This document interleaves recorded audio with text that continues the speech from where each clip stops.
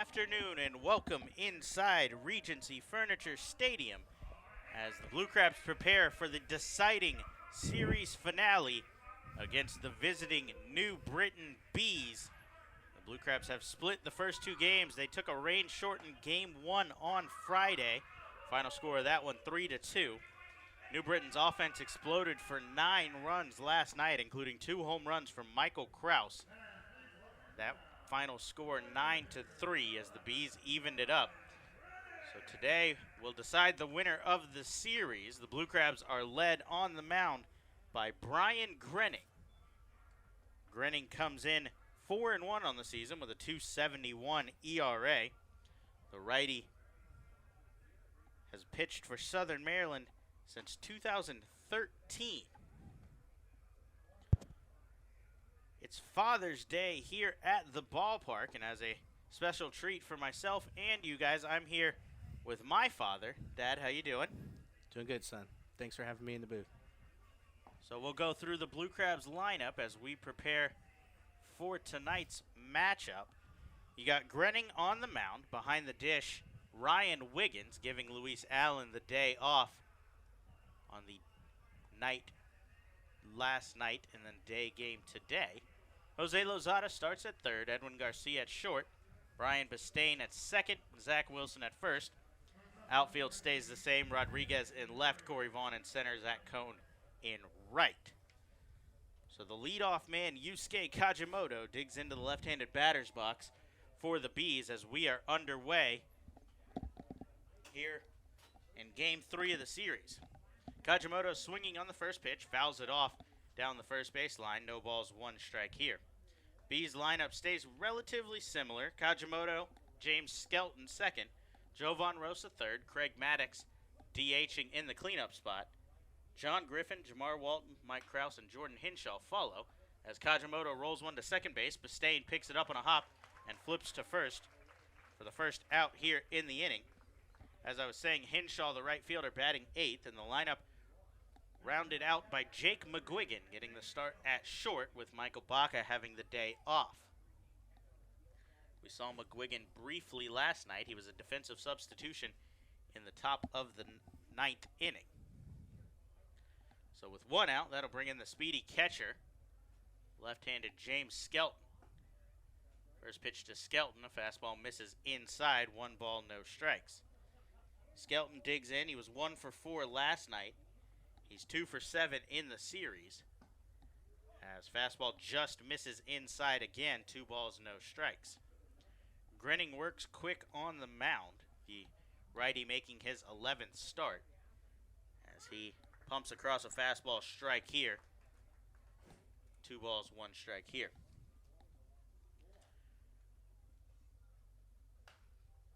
Two-1 swung on, fouled off over the Blue Crabs dugout. Count evens up 2-2. Grenning in his 4th season in Southern Maryland. His best outing this year came back on May 27th, a complete game shutout in Game 1 of a 7-inning doubleheader. 2-2's rolled up the middle, backhanded play by Bistain, throws across his body onto first. A quick release there to get Skelton, who was busting down the line for the second out. We mentioned Grenning 4-1. He's picked up 8 quality starts this season in his first 10 starts, including 4 in a row coming into this game. His last outing came in Sugarland. He threw 7 innings, gave up 5 hits, 2 walks, 1 run, and struck out 3. He picked up his 2nd consecutive win. His first pitch fastball to the third baseman, Jovan Rosa, misses outside, 1 ball, no strikes.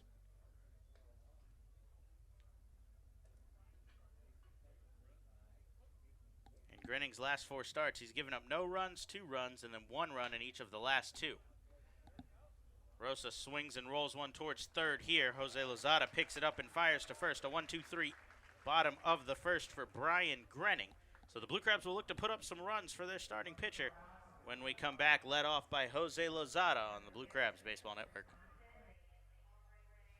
Hey, this is Cody Hebner, pitcher for the Southern Maryland Blue Crabs. Join me at select Saturday home games throughout the season as the Blue Crabs light up the night sky with post-game Saturday night firework extravaganzas. For more information, please visit our website at somdbluecrabs.com or call us at 301-638-9788. Blue Crabs fans, the Blue Crabs are celebrating their 10th anniversary season in 2017, and they can't do it without you. Join the team all season long for special giveaways and ongoing 10-year tributes with group tickets starting at just $10. Regency Furniture Stadium's spacious and modern amenities include 16 luxury suites, an all-you-can-eat picnic pavilion with a great view overlooking left field, and the Legends Club, which can host your event of up to 160 people for a game or anytime. Call today at 301-638-9788 to speak with a sales executive or visit somdbluecrabs.com for more information. The Southern Maryland Blue Crabs would like to congratulate Joe Gannon on being voted by fans as the starting pitcher for the Blue Crabs' 10-year team. Gannon made his professional debut in 2002 before signing with Southern Maryland in 2008, where he went 12-6 with a 3.17 ERA in his debut season with the team. During this campaign, he was named Atlantic League All-Star and Atlantic League Pitcher of the Year. Gannon appeared in 100 career games for the Blue Crabs, collecting 26 wins, including his 12-win season in 2008.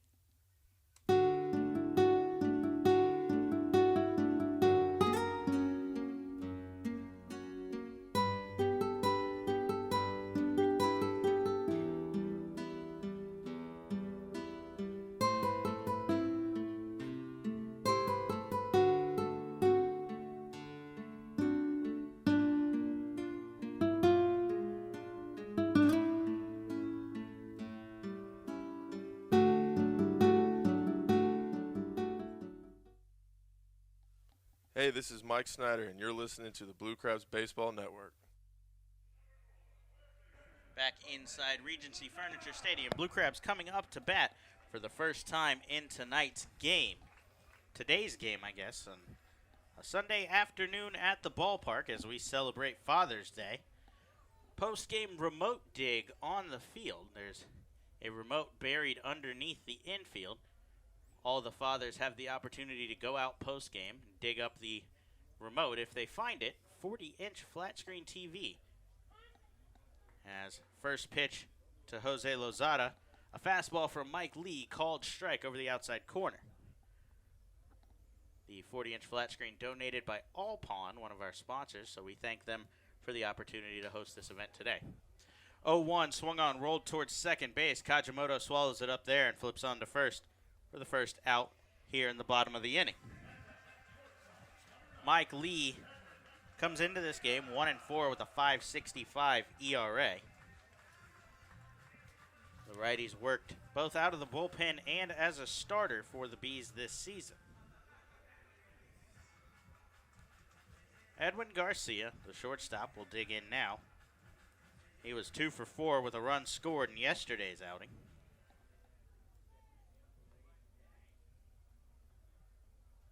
Lee, the big righty, winds and delivers. First pitch fastball called strike over the outside corner. This is Lee's 9th appearance of the season, 8th start. His last outing, a 6-inning effort. He picked up the win in a game against York. Fastball misses high here as the count evens up 1-1. That broke a 4-game losing streak for Lee, that victory at York that came back 5 days ago, June 13th. 1-1 high fly ball towards shallow left field, drifting foul. McGuigan chasing it, and that one will get out of play. 1 ball, 2 strikes here to Garcia. The shortstop digs in with a .252 batting average. He's 3 for 8 in the series.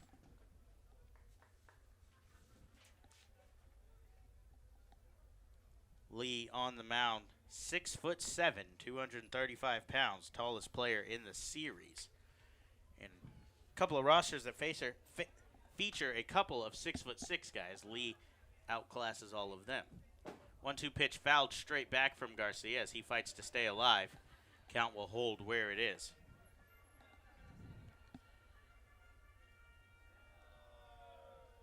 The dangerous Zach Wilson awaits on deck. He leads the team with 39 RBIs to this point in the season. Lee winds and delivers the 1-2 once again. Fastball fouled back, but hung on to by Skelton. For the second out here, Lee picks up his first strikeout of the game. That'll bring in the man we just mentioned, Zach Wilson, for his first at-bat. Wilson 0 for 3 yesterday. That broke a 3-game hitting streak for him. He's hitting .281 with 9 home runs, 39 RBIs on the season. Lee winds and delivers changeup, swung on and missed. Sounds like a good time to start a new hitting streak. Blue Crabs have struggled a little bit with the bats in the series. Devon Rodriguez has been the hottest hitter on the team all season and in the series. He's batting 5th today, 7-14 in the series. Wilson falls behind, no balls, 2 strikes here. As Lee winds and delivers 0-2 changeup in the dirt away. Skelton drops over and blocks it. 1-2. Wilson and the man on deck, Mike Snyder, combined to lead the Blue Crabs over the Sugarland Skeeters. They hit 3 home runs in that series, 7 RBIs, and 9 runs scored, a 6-game trip to Texas. 1-2 swung on, dribbled foul behind the plate as Skelton tried to grab it in fair territory. Blue Crabs are seeing everything Lee has to offer here in the inning. They've fouled off a lot of the off-speed stuff. He's featured the fastball, however, to get ahead in counts and put the Blue Crabs hitters in tough situations. He winds and delivers 1-2 once again. Wilson jumps on this one, but foul. A good cut there from the first baseman today. He platoons with Mike Snyder on deck, first base and DH, alternating every day. His turn to play the field.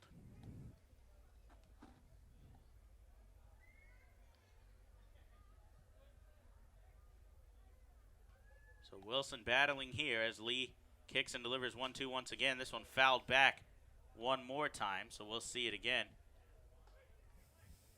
We've seen this twice now. Garcia's fouled back a couple before he struck out. Wilson now fighting to stay alive.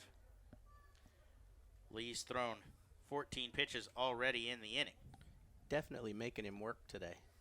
It's a hot day, too. You want to keep him out of the dugout for as long as possible.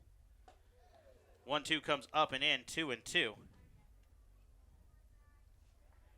Definitely heating up here in Southern Maryland. Last time you were up here, it was in the mid-40s and 50s. Yeah, it feels a lot like Florida today. Lee with a long look in at his catcher, Skelton, finally agrees on the pitch. Kicks and delivers 2-2, fouled back. Wilson still fighting to stay alive here. This is a great battle. Great at-bat you want to see between these two, especially with the dangerous bat of Mike Snyder and his 10 home runs on deck. Wilson making Lee work and think about every pitch. Snyder getting a good look at everything he has to offer. The tall righty winds and delivers 2-2 once again. Wilson one more time, fouled back. What an at-bat from Zach Wilson here in just the first inning. 16 pitches for Lee. 9 of them have come to Wilson. One of those foul balls was actually retrieved by your mother sitting down in front of us. It actually was. She just showed us.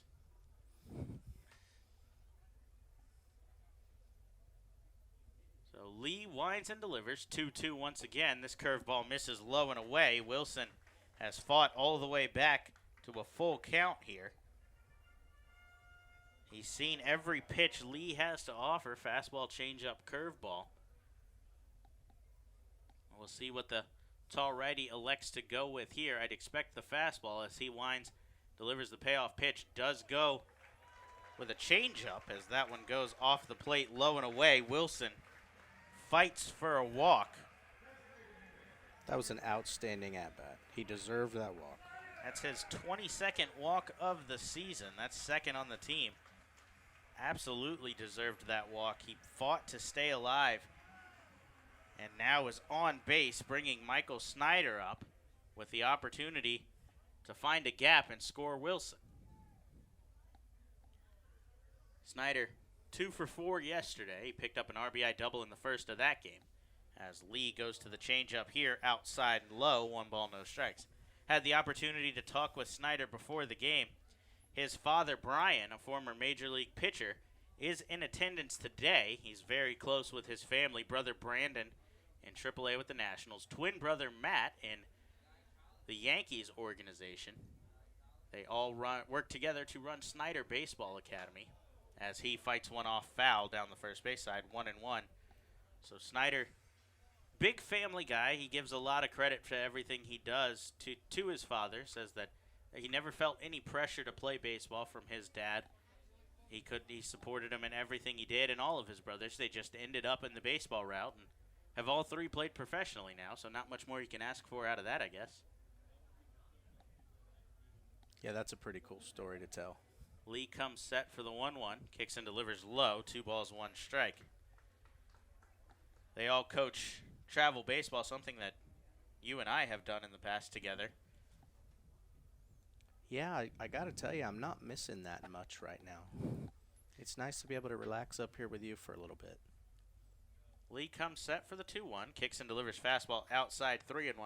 It is cool, however, to see some kids that we've coached or played against get drafted in the recent MLB draft. 4th-round pick to the Padres, Sam Keating. Got to watch him pitch a lot back home.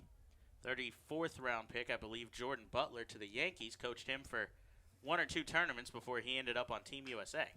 Yeah. Snyder with a big cut on a 3-1 fastball. Fouls it back, 3-2. And got a couple of kids in college. Shane McClanahan, the most notable, a projected top 2-round pick in next year's MLB draft to the lefty from USF. Yeah, Shane's electric. He's fun to watch, definitely. So another battle taking place at the plate here. As Snyder has run the count full, the second full count Lee will face here in the first inning. The righty comes set. Wilson's off on the pitch. Kicks and delivers. That one's fouled back. We'll see it once again. Wilson will retreat to first. With the full count and 2 outs, there's no danger. Wilson will be running once again. The first baseman, John Griffin, has backed up into normal position, no longer holding. So anything in the gap here could easily score Wilson, and this is the man to do it. Snyder, 16 doubles on the season. That's tied for the league lead. Payoff pitch once again. Snyder checks his swing on a changeup out of the zone away. Nowhere near going around. Back-to-back walks for Mike Lee on 2 epic battles at the plate already today. Yeah, I think Zach Wilson's battle really got to him, and he can't find the plate all of a sudden. He looks visibly frustrated on the mound now. He sits at 25 pitches. On pace to throw just about 4 innings. Not what he's looking for if he can't settle down. But another dangerous bat digs in now in the form of Cory Vaughn. Yeah, Cory had 2 hits in last night's game as well. He was 2 for 4 as well. As first pitch to him comes up and in, ball 1. He was actually hit by that pitch. That actually did catch him on the jersey, as it appears. So Cory Vaughn will head down to first on the hit by pitch, loading the bases. That is the 6th time Cory Vaughn has been hit by a pitch this year. That leads the Atlantic League. Wow. He was in a 4-way tie for first at 5, and now stands alone atop the leaderboard of something you're not necessarily looking for, but getting on base is getting on base, especially in front of this man, Devon Rodriguez, 374 batting average. 23 RBIs in 30 games played. Can't ask for much more than that. He digs in also after a 2 for 4 night, including an RBI in last night's ballgame. First pitch to Rodriguez, called strike over the inside corner. So the Blue Crabs, 4, 5, and 6 hitters last night, all 2 for 4. Snyder and Rodriguez with an RBI each, and Vaughn with a run in the middle of them. Rodriguez calls time here and steps out of the box. He's the only lefty in the Blue Crabs lineup. Jose Lazada, a switch hitter at the top, will bat from the left side against Lee. Rodriguez, the only true lefty we have. This kid can really hit it. I'm looking to see something happen right here. The 0-1 pitch on its way. That one kicks off the catcher. Great jump from Wilson as he slides in safely on the wild pitch from Mike Lee. The Blue Crabs are ahead early here, 1-0. in the bottom of the first. You're absolutely right. Devon Rodriguez has come into this team. This is the highest level of baseball he's ever played. He's just 3 years removed from college. He's been on the indie baseball scene since then. He was undrafted, signed in the Frontier League, then the American Association, and has come in here and in 30 starts hit .374. You keep waiting for the kid to cool off, and it just hasn't happened yet. Seems like he picks up 2 or 3 hits every night. Yeah, to bat .370, it takes a couple hits every night. The 1-1 pitch, a high fly ball to right field. The wind playing with it a little bit, but Hinshaw camps underneath it and makes the catch to end the inning. So the Blue Crabs strand 2, but they pick up a run to take the lead here in the inning. They score 1 on no hits, no errors, and they leave 2 men on base. So they lead 1-0 as we head to the second inning here on the Blue Crabs Baseball Network. Celebrate the history of our national pastime at the National Baseball Hall of Fame and Museum in Cooperstown. See priceless treasures that will bring your baseball memories to life. Cooperstown is where you, your family, and your friends can relive baseball's greatest moments and honor the all-time greats of the game. Plan your family visit today at baseballhall.org. Blue Crabs fans, join us at select Thursday home games for Foster's Grill Wings and Beer Night. For just $30, you can enjoy a ticket to the game and 2 hours of all-you-can-eat Foster's Wings and all-you-can-drink beer in the Legends Club from 6 p.m. till 8 p.m. For more information on this or any other exciting offers throughout the season, please visit our website at somdbluecrabs.com or you can call us at 301-638-9788. For any sign, banner, or custom graphics needs, be sure to check out Fast Signs of Waldorf. Fast Signs works with you to create a targeted message that brings interest to your product, and their expert graphic design artists bring your ideas to life for you. For more information on their products and services, visit their website at fastsigns.com/2017 or stop by their Waldorf location located at 11750 Business Park Drive, Suite 105, open Monday through Friday. Fast Signs, the official sign partner of the Southern Maryland Blue Crabs.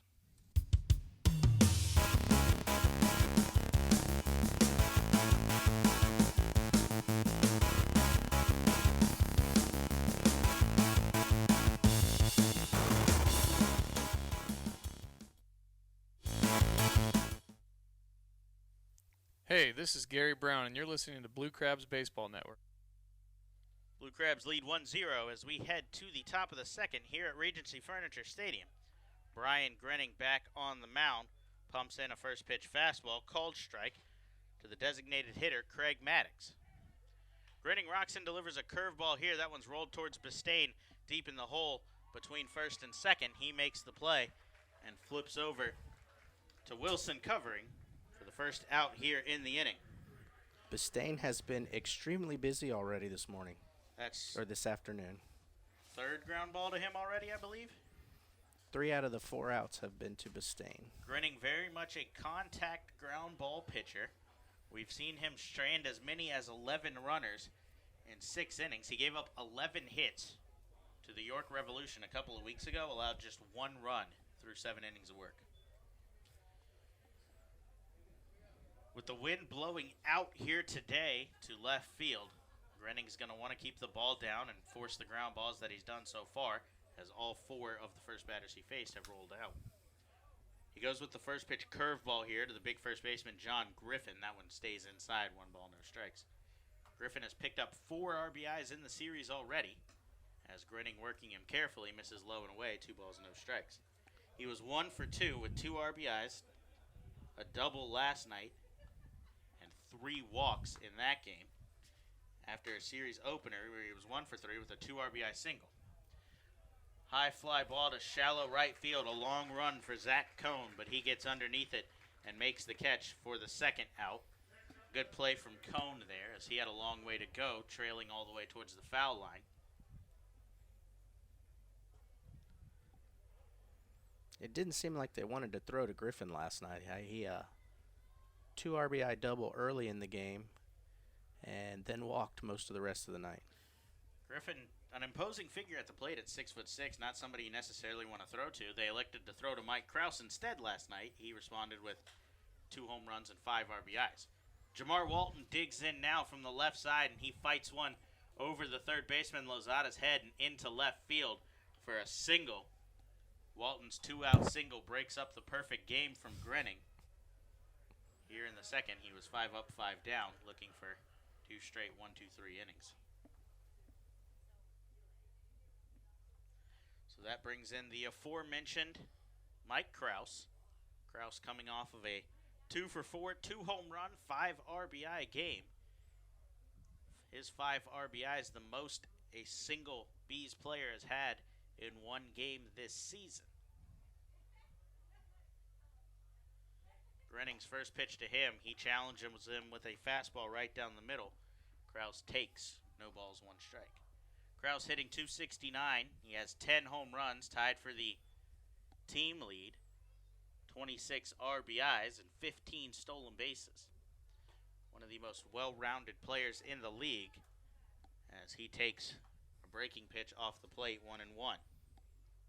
Looked pretty well-rounded last night. He made a couple of really nice catches in center field as well. 1-1 goes back to the breaking ball, just misses off the plate away. Ryan Wiggins double clutches on the throw back there and turns to have a conversation with the home plate umpire, Bill Worthington, about the pitch there where it could have missed. Grenning's gone to the same spot twice in a row. Neither one of them have been given.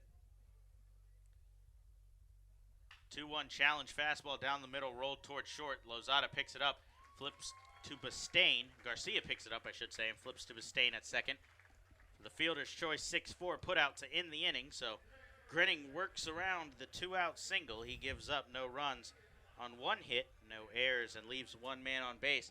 Blue Crabs looking to add to their 1-0 lead when we come back on the Blue Crabs Baseball Network.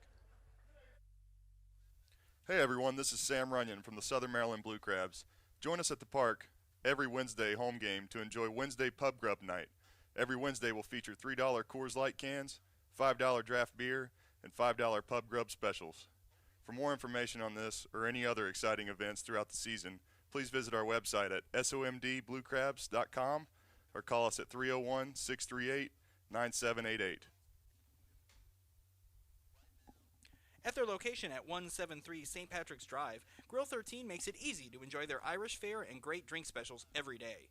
At Grill 13, they believe in good food, good drinks, good people, coupled with extraordinary customer service and cleanliness to make you feel part of the family.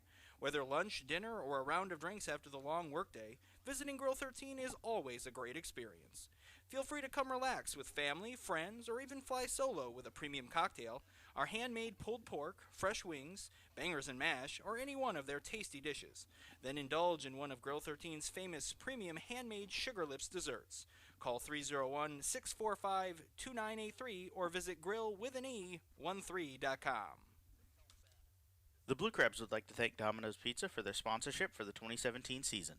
Be sure to try Domino's new stuffed cheesy bread or their oven-baked sandwiches, featured on their 2 for $5.99 menu. To find a location near you or to place an order online, please visit www.dominos.com. Domino's Pizza, the official pizza sponsor of the Southern Maryland Blue Crabs.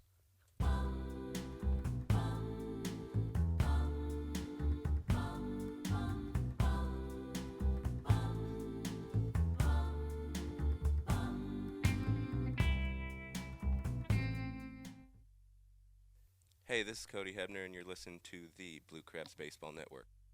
Back inside Regency Furniture Stadium as we head to the bottom of the second. Zach Cohn digs in, swinging on the first pitch. Kajimoto handles it at second, fires on to first for the first out here in the bottom of the second inning. Blue Crabs put up 1 in the first, 2 walks, a hit by pitch, and a wild pitch.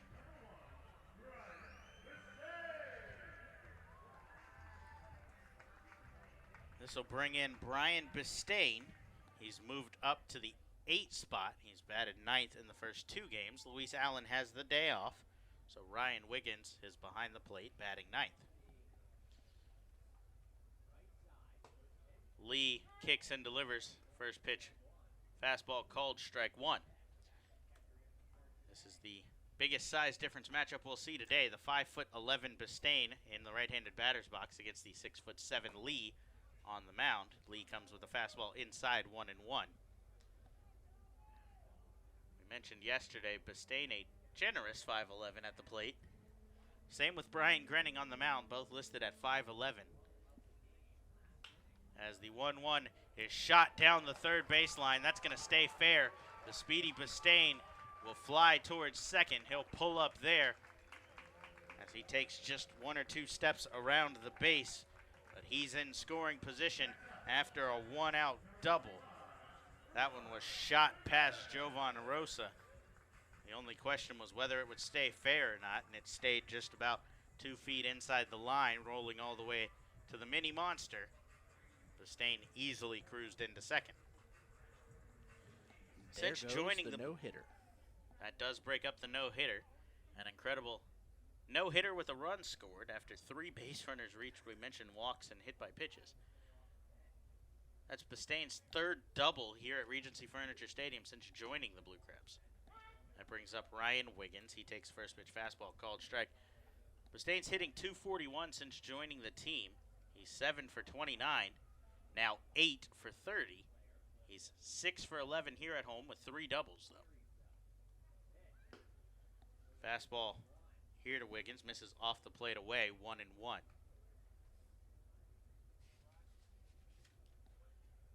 Wiggins, a great defensive catcher, has struggled at the plate this season, hitting just .188. He does have 2 home runs, 6 RBIs. All of his RBIs have come on home runs, however. A grand slam against Sugar Land earlier this season, and then a 2-run homer against the Skeeters on the road against them this past week. 1-1 fastball was a called strike on the outside part of the plate as the count goes to 1-2.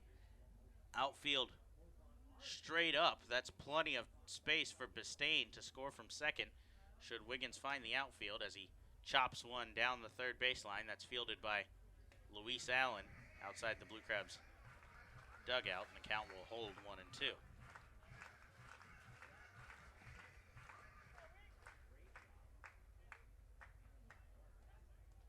Bistain, plenty of speed out there. We've seen him steal a couple of bases since joining, but with the Texas Air Hogs last year, he was 24 for 25 in stolen bases.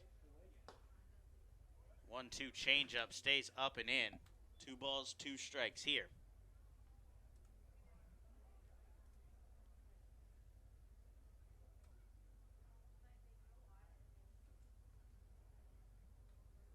Bistain's 4 for 5 already in just 9 games for the Blue Crabs in stolen bases. He's got a decent lead at second as Wiggins hits a high fly ball to shallow center field. Kraus comes in and corrals that one easily. Bistain, with no chance to advance, retreats to second, where he'll stand with 2 outs as the lineup turns over and heads back to the top. Third baseman Jose Lazada digs in for his second at-bat. Lazada 0 for 4 last night after a 2 for 4 game in the opener. That game, to start the series, he shot all 4 back up the middle as the shortstop McGuigan has pinched towards the base a little bit. 2 of his shots in the first game were handled by the pitcher. The other 2 got through. He reaches out on a fastball outside the zone and flares one towards left center field. The left fielder Walton drifts over, makes the call, and makes the catch to end the inning. So Lee works around a 1-out double to Brian Bistain. He gives up no runs on 1 hit, no errors, and 1 man left on base. Grenning heads back to the mound, working with a lead when we return. You're listening to the Blue Crabs Baseball Network. Hey fans, be sure to join us at the ballpark every Tuesday home game for our new Tuesdays. During these games, concessions will be offering fans $2 pretzels, popcorn, and peanuts. For more information, please visit our website at somdbluecrabs.com or call us at 301-638-9788. At their location at 173 St. Patrick's Drive, Grill 13 makes it easy to enjoy their Irish fare and great drink specials every day. At Grill 13, they believe in good food, good drinks, good people, coupled with extraordinary customer service and cleanliness to make you feel part of the family. Whether lunch, dinner, or a round of drinks after the long workday, visiting Grill 13 is always a great experience. Feel free to come relax with family, friends, or even fly solo with a premium cocktail, our handmade pulled pork, fresh wings, bangers and mash, or any one of their tasty dishes. Then indulge in one of Grill 13's famous premium handmade Sugar Lips desserts. Call 301-645-2983 or visit grillwithane13.com. The Southern Maryland Blue Crabs would like to congratulate Christian Lopez on being voted by fans as the starting catcher on the Blue Crabs' 10-year team. Lopez was drafted in the 6th round of the 2003 MLB Amateur Draft by the Tampa Bay Rays. Lopez signed with Southern Maryland in 2010, where he hit .274 with 7 home runs and 7 stolen bases in his debut season. Lopez was also named an Atlantic League All-Star in what proved to be his final season with the team, 2012. In 285 career games for the Blue Crabs, Lopez collected 20 home runs, 106 RBIs, and 26 stolen bases.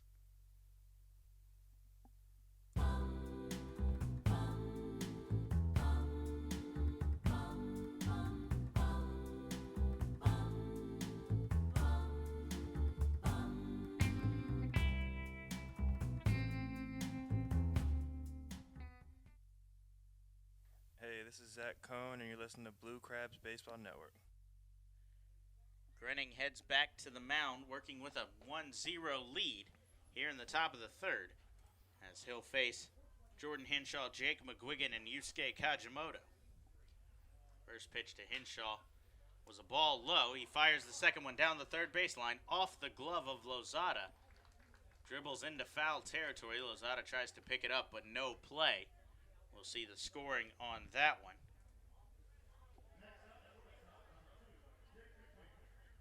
Hinshaw's aboard. McGuigan will dig in for his first at-bat. Jake McGuigan, we have yet to see bat in the series. He came in last night, we mentioned, as a defensive substitution. Hinshaw credited with a single there. A tough play for Lozada on a high backhand down the line. McGuigan squares to bunt here and fouls it back. No balls, 1 strike. We saw this yesterday for manager Stan Clyburn.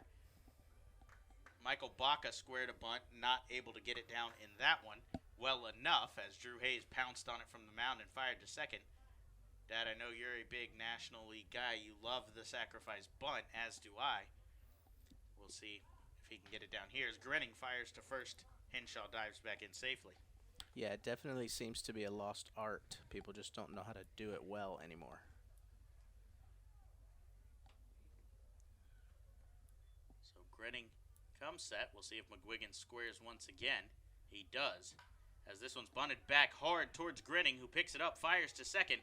Garcia gets it there, fires to first, not in time. Hinshaw's cut down at second. On the fielder's choice, the 1-6 putout. Garcia with a quick turn, but not quite enough as McGuigan was busting down the line. So the second failed sacrifice bunt for the Bees this series. That's something you just can't have if you're manager Stan Clyburn. You've got to be able to advance the runner for the top of the lineup. Exact same bunt as last night. Right back to the pitcher. Way too hard. Throws the guy out at second. Again, it's a lost art. They just don't know how to do it anymore. So that'll bring in Yusuke Kajimoto. Kajimoto tries to jump on a first pitch, but instead falls way off balance as Grenning pulled the string on a curveball. Made Kajimoto look silly at the plate. No balls, 1 strike. McGuigan on first now. He's traded places with Hinshaw on the failed sacrifice attempt. Grenning goes to the changeup again. Kajimoto cuts well out in front. McGuigan has yet to record a steal on the season for the Bees. But Grenning still keeping an eye on him when he comes set. The backup utility man is 0 for 1 in stolen base attempts. 0-2 fastball from Grenning goes up out of the zone, 1-2, trying to get Kajimoto to chase there. But the Japanese infielder, very disciplined. He's hitting .308 on the season. That's second on the team, trailing just Jordan Hinshaw, but Hinshaw's only played in 9 games. Grenning goes to the fastball again here. That one tails off the plate, away from the left-handed batter. Kajimoto, Ichiro-esque stance in the box, and the way he approaches it, he chokes way up on the bat, holds it high on his shoulder, swats at the ball when he swings. Runner's off from first. He slaps that one foul off of Wiggins. As the count will hold, McGuigan will head back to first. Kajimoto, a switch hitter batting from the left side. One of just 2 switch hitters on the Bees roster. The only other one, their backup catcher, Villascusa, who's not in the lineup today.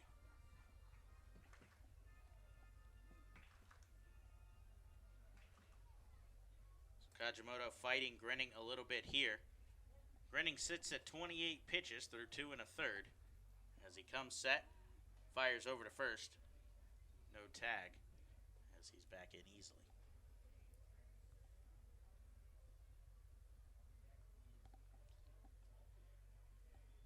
2-2 pitch coming up. We'll see if the hit and run's on again as Grinning tosses over McGuigan back in standing this time. After the failed sac bunt attempt, Clyburn trying to find a way to get a man in scoring position. We saw McGuigan running on the last 2-2 pitch. Grinning, long looking at his catcher, kicks and delivers. That one right down the middle, called strike 3, as Kajimoto was frozen on the fastball there. He goes down as the second out in the inning, the first strikeout of the afternoon for Grinning. That looked like a great pitch. I'm not sure what he was looking for there. Grinning went with the off-speed stuff to get ahead 0-2. Then he went with back-to-back fastballs. I think Kajimoto had shifted his focus to the breaking balls that got Grinning ahead and was frozen on that fastball down the middle. That's just Grinning's 45th strikeout in 66 innings, so not a big strikeout guy. No, and he's shown that today too with a lot of ground balls. He's definitely a contact pitcher. Gabby Hernandez is more the strikeout guy in the staff, 55 strikeouts in 58 innings. As the first pitch from Grinning to Skelton here, fouled back, no balls, 1 strike. Hernandez slated to throw tomorrow's series opener as the Blue Crabs will travel to York to face the Revolution in a 4-game series. York sits at the bottom of the Freedom Division. The Blue Crabs at the top. They hold just a half-game lead over the Lancaster Barnstormers, however. Curveballs fought off towards shortstop here. Garcia was shaded up the middle against the lefty Skelton and allows that to get through. A 2-out single advances McGuigan to second as he sits in scoring position for the dangerous third baseman, Jovan Rosa. That's where the lefty shift that has become ever so popular backfires as Garcia was shifted well up the middle. That one shot right towards a normal shortstop position, but Garcia was 10-15 feet away from that. Yeah, he was definitely playing over with that runner on first base, and I think that was just a little flare right to the shortstop position where he would normally be. So Rosa digs in 26 RBIs on the season. Grinning goes with a first pitch breaking ball that misses off the plate 1-0. The former Blue Crab digs in 249 batting average, 4 home runs. We mentioned the 26 RBIs. That's tied for third on the team with Mike Krause. Grinning goes to the fastball here, called strike. Count evens up 1-1. McGuigan with a large lead out at second. Jose Lazada not really holding. He's kind of shifted towards the base. Nobody holding at first. As Grinning kicks and delivers change up off the plate, low and away, 2-1. Cory Vaughn is somewhat shallow in center, but right fielder Zach Cohn playing straight up, and Devon Rodriguez back towards the track. Rodriguez, the weakest arm in the outfield. He's normally a first baseman, but has shifted to an outfield role since joining the Blue Crabs. Grinning kicks and delivers 2-1 high pop fly as Garcia and Lozada are chasing it into foul territory. Rodriguez calls for it, however, and makes the catch in foul territory. A tough play for Rodriguez as he was closing down on the wall quickly. Him, Garcia, and Lozada all came together. The left fielder called for it and made the catch to end the inning. Grinning works around a couple of singles. He gives up no runs on 2 hits, no errors, and leaves 2 men on base. Blue Crabs looking for some insurance when they come up in the bottom of the third. You're listening to the Blue Crabs Baseball Network. Hey kids, don't forget that every Sunday is Kids Day at Regency Furniture Stadium. Every Sunday home game throughout the year, kids can enjoy a pregame autograph session with the players, as well as free admission to Pinch's Playground and post-game run the bases on the Blue Crabs field. For more information, please visit our website at somdbluecrabs.com or call us at 301-638-9788. TN Bose Heating and Air Conditioning is proud to present Fans for Our Fans at Regency Furniture Stadium this 2017 season. When the temperature at game time is expected to be a scorcher, TN Bose will do what they do best, keep you always the right temperature, by providing hand fans to the first 200 guests entering the stadium that day. Learn more about their technologically advanced AeroSeal duct sealing procedure online at tnbose.com. TN Bose for all of your air conditioning and heating needs. The Southern Maryland Blue Crabs want to congratulate Casey Benjamin on being named as the second baseman on the Blue Crabs' 10-year team. Benjamin was signed out of Tennessee Technological Institute by the Texas Rangers organization, where he made his professional baseball debut. He signed with Southern Maryland in 2010, where he hit .304 with 20 home runs in 112 games. Benjamin played in 327 career games with the Blue Crabs, hitting 54 home runs and driving in 209 runs over his 3 seasons with the team.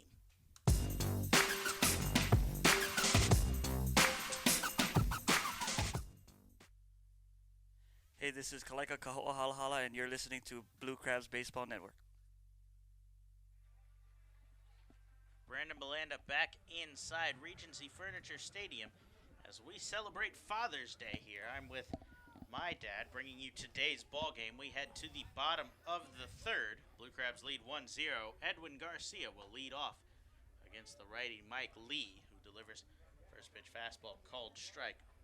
Lee will have to go through the 2-3-4 in the Blue Crabs lineup: Garcia, Wilson, and Snyder. 0-1, swung on, pushed foul down the first baseline. No balls, 2 strikes. Lee seems to have settled in after his long first inning. He gave up 2 walks and then hit a batter in that inning. A wild pitch scored a run. He has definitely settled in since then. However, the 27-pitch first inning is still putting a damper on the pitch count as Garcia swings and fouls one straight back. Skelton chasing after it, makes the catch on the warning track. Plenty of room in foul ground here at Regency Furniture Stadium. Skelton takes advantage of that for the first out here in the inning.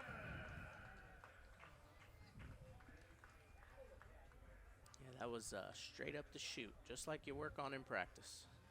It's one of the hardest for coaches to hit is that pop fly back to the catcher. Hitting the ground balls and the fly balls and infield outfield is easy, but the catcher pop-ups are nearly impossible. So with 1 out, Zach Wilson digs in, bases empty. He takes first pitch fastball high, ball 1. Wilson walked in his first at-bat with 2 outs as the rally came all with 2 outs. He led it off with a walk. Snyder, who waits on deck, followed with one of his own as Wilson takes a big cut, 1-1. We mentioned Cory Vaughn hit by a pitch. Wilson came across to score the only run in the ball game so far.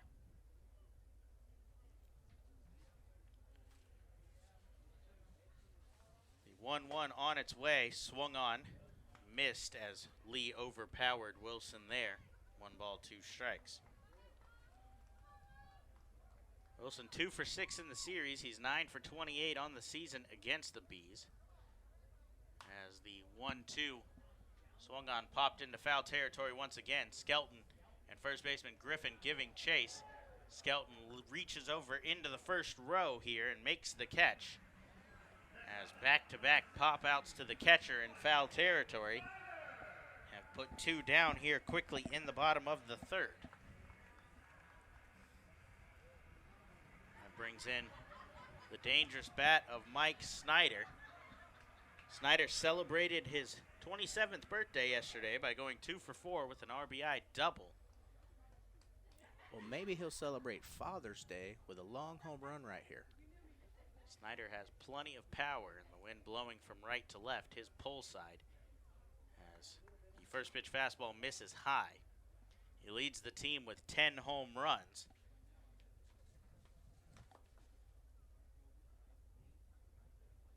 Puts him just outside the top 5 in the league. He gets a hold of one here to deep center field. Kraus giving chase at the track. at the wall, reaches up and makes the catch. As he had his back against the wall there, Snyder just missed that one. But he goes down for the third out in the inning. A 1-2-3 inning for Mike Lee. No runs, no hits, no errors, and nobody left on base. So Grenning will head back to the mound with a 1-0 lead. We're heading to the fourth here on the Blue Crabs Baseball Network. The All-Stars are coming. The All-Stars are coming. Join the Southern Maryland Blue Crabs All-Stars in Somerset at TD Bank Ballpark on Wednesday, July 12th, where the Atlantic League will join together for the playing of the league's 20th All-Star Game. Presented by Robert Wood Johnson Barnabas, Health and Horizon Blue Crabs Blue Shield of New Jersey. Get tickets now online at SomersetPatriots.com. Hey Blue Crabs fans, this is Justin DeFreitas. For all my grocery and deli needs, I head over to Nick's of Clinton. Nick's of Clinton aims to offer a unique shopping alternative to the larger grocery stores while providing a family-oriented experience for all their customers. Nick's of Clinton, the official hot dog and sausage sponsor of Southern Maryland Blue Crabs. The Southern Maryland Blue Crabs would like to congratulate Eric Crozier on being voted by fans as the starting first baseman on the Blue Crabs 10-year team. Crozier was originally drafted in the 41st round of the 2000 MLB Amateur Draft by the Cleveland Indians and made his MLB debut in 2004 with the Toronto Blue Jays. While in the major leagues with the Blue Jays, he collected 2 home runs in 14 games in his 2004 debut season. He signed with Southern Maryland in 2008, hitting .265 with 13 home runs and 10 stolen bases that season. He appeared in 279 career games for the Blue Crabs, collecting 44 home runs and 149 RBIs in 3 seasons.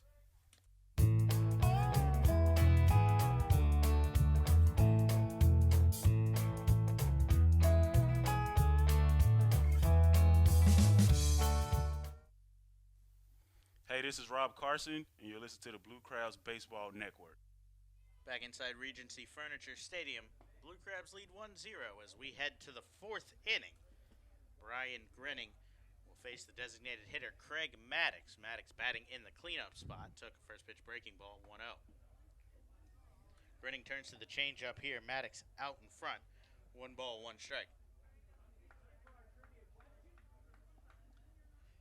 Maddox 0 for 1 on the day. He grounded out to second in his first at bat.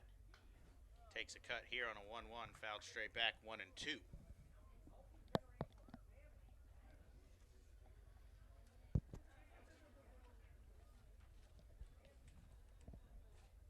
Maddox digs in, .244 batting average. He serves as the hitting coach as well as the designated hitter slash first baseman for the Bees.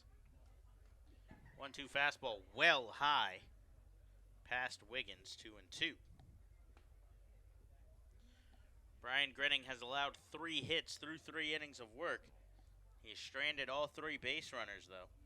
He makes his 149th career start, his 101st since joining the Blue Crabs.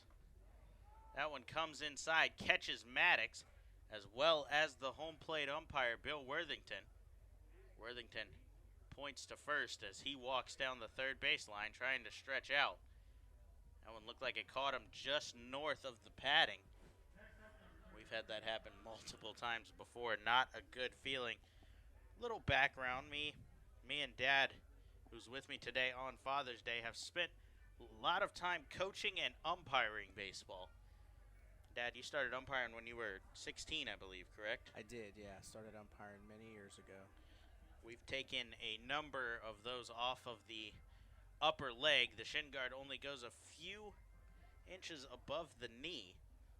That one caught him up near the quad area towards the groin as Worthington has to fight through the pain and heads back behind the dish.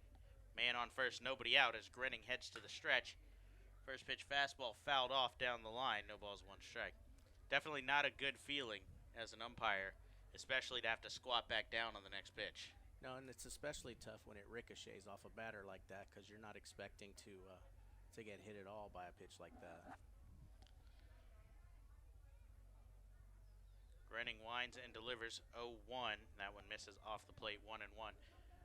Yeah, Wiggins never stood a chance. Most catchers protect their home plate umpires. It's goal number 1 behind the plate. But Wiggins never stood a chance as he reached in for it, but it ricocheted off of Maddox around his glove. 1-1 breaking ball skied towards shallow right field. Cone, Bistain, and Wilson all come together. Bistain makes the call for it in fair territory on the line and corrals it for the first out. Wynn playing tricks there as Wilson called for it at first but lost it. Bistain tracked it down and handled it to retire the dangerous Griffin. So that'll bring in another former Blue Crab. There's 3 in the Bees lineup today.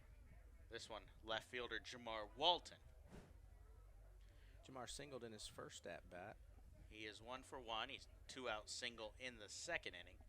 But he was stranded on first as he takes a big cut here on a changeup. No balls, 1 strike. He was teammates with the man on the mound, Brian Grinning, for 2 years here in Southern Maryland. This is his first season away from the team, as he spent last season with the Blue Crabs. 0-1's line towards shallow right. Cone coming on quickly, slides and makes the catch.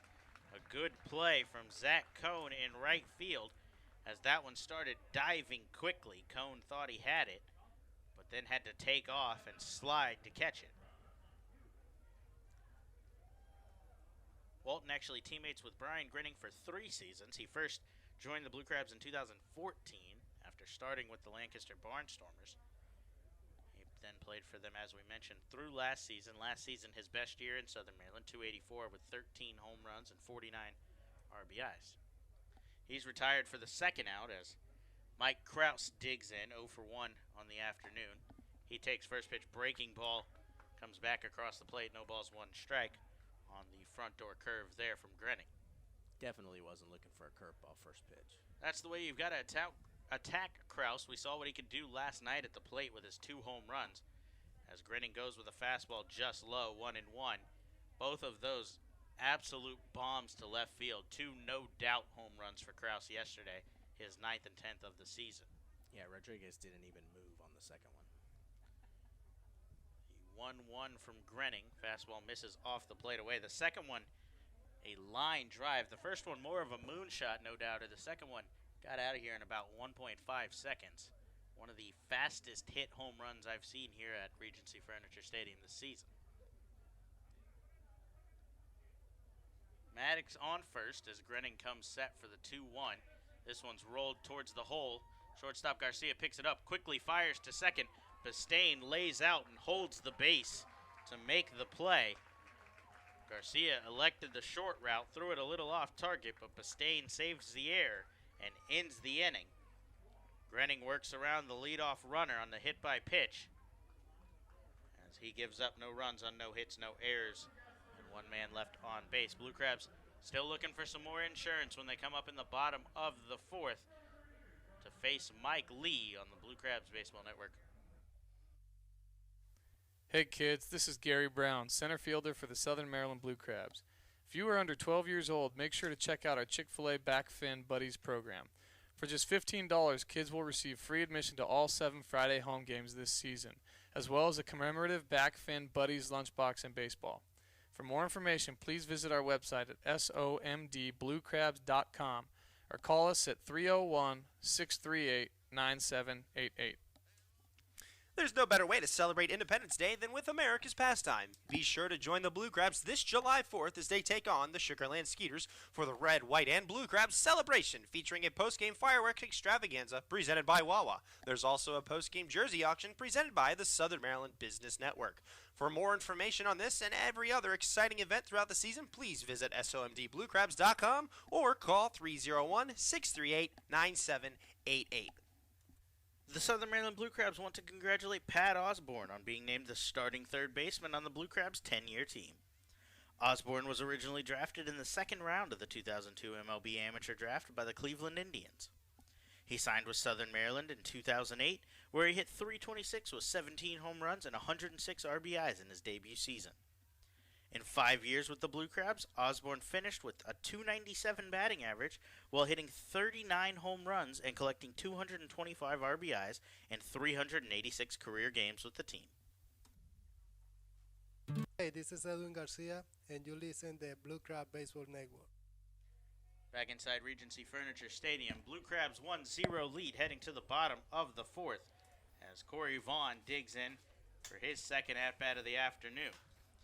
He's swinging on the first pitch, a towering pop fly, as McGuigan, battling the sun, comes in and corrals it. A tough play for McGuigan, who made the catch right behind the pitcher's mound for the first out. I wasn't sure he was going to get that. He was dancing around a little bit.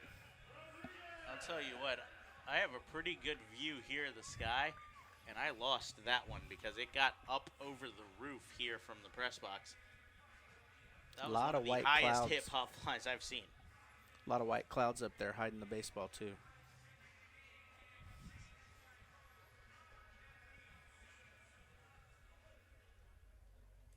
So Devon Rodriguez digs in for his second at-bat. Rodriguez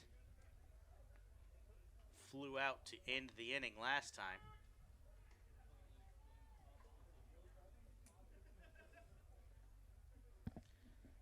Rodriguez took first pitch there. Takes a cut and fouls one back here.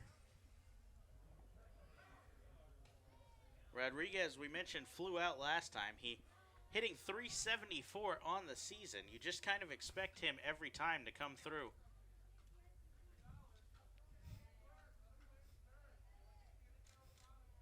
You mentioned earlier, Dad, you just kind of felt like Rodriguez was the guy there with the bases loaded. The wild pitch scored one as he fouls one off here. Yeah, he was definitely the right guy at the plate at that moment. It just didn't happen. It feels like, and it's pretty accurate, that he gets a couple of hits every day. Yesterday, he was 1 for 3 heading into his last at-bat, and that was going to drop his batting average before he picked up a single to go for 2 for 4. Fastball misses off the plate, up and away, 1 ball, 2 strikes. We've been doing this long enough to know a guy can't go 2 for 4 every day. It just doesn't work that way. You say that, but 30 games in with the .374 average, he hasn't cooled down yet. Don't start today. As the 1-2 misses low and inside, 2 balls, 2 strikes. If that is the case, which has been proven time and time again, some of the greatest hitters in the game make $30 million because they hit 300, but Devon Rodriguez is just young enough that no one told him that yet. He's still going 2 for 4 every day here. Well, I hope he never finds it out. And it's not even a difference home road splits. He's hitting .373 here at home and .375 on the road. That's crazy. That one, a changeup drops low and in, 3 balls, 2 strikes. The catcher squeezed that one a little too much and throws a ground ball to third base. That is something that happened just now. Skelton tried to throw it back to the pitcher and instead tossed a grounder to Jovan Rosa, getting a little more infield, outfield before the ball's put in play here in the inning. So payoff pitch to Devon Rodriguez on its way. This one slapped towards third. Rosa fields his second grounder in the inning and fires on to first. The first one came, as we mentioned, from Skelton. So 2 outs in the inning. Skelton was just preparing him for what was to come, I guess. Yeah, it kind of looked that way, didn't it? By the way, a correction from last inning. I said that the Bees have 3 former Blue Crabs in the roster. They actually have 4. I forgot about the man behind the plate, Skelton, in 2014. Spent half a season with the Blue Crabs. Appeared in 58 games as a member of Southern Maryland. So 2 outs in the inning. Bases empty for Zach Cohn, who swings on a first pitch fastball. Hard line drive at Walton, who backs up and lets it bounce in front of him. Cohn rounds first, but will hold there. A single to left field here from Cohn. It looked like Walton could have made a play on that ball, but instead elected to back up and backhand it on the warning track. I think that ball was hit so hard and got on him so quickly he didn't realize that he could catch it. So that brings up Brian Bistain. Bistain doubled in his first at-bat with 1 out in the second inning. He was stranded there, however. If he can find a gap here, Cohn has plenty of speed to spare at first base. Bistain actually squares to bunt, but pulls back. No balls, 1 strike. as Rosa, who was about 10 steps behind the third base bag, will come in, even with the base now. We'll see if potentially Zach Cohn is in motion. He leads the Blue Crabs with 14 stolen bases. He's only been caught 2 times. He's got a decent lead. He was almost caught there as Lee threw over. Cohn buckled his knees a little bit before laying out to get back in safely.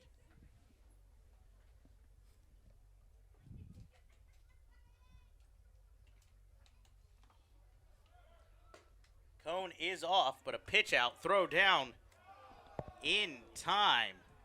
I'm not sure that I agree with that, and Cohn undoubtedly does not, as he's caught stealing by Skelton. A questionable call by the third base umpire here. Cohn in a heated discussion with him. First base coach Joe Walsh comes in and saves him. So the Blue Crabs 1-2-3 inning with the help of a caught stealing. Cohn caught for just the third time. Brian Grinning heads to the top of the 5th. Blue Crabs lead 1-0 here on the Blue Crabs Baseball Network. Blue Crabs fans, what's more American than baseball and a barbecue cookout? Quite frankly, the two go together like stars and stripes, rockets and red glare, and liberty and the pursuit of happiness. So when you come to Regency Furniture Stadium's all-you-can-eat picnic pavilion, you get both at a great price. The best part is that groups from 20 to 400 plus can enjoy the picnic pavilion, and when you include this home run of a deal with the kids park, paddle boats, and on-field fun, you have a grand slam of an opportunity. Call today at 301-638-9788 to speak with a sales executive or visit somdbluecrabs.com for more information.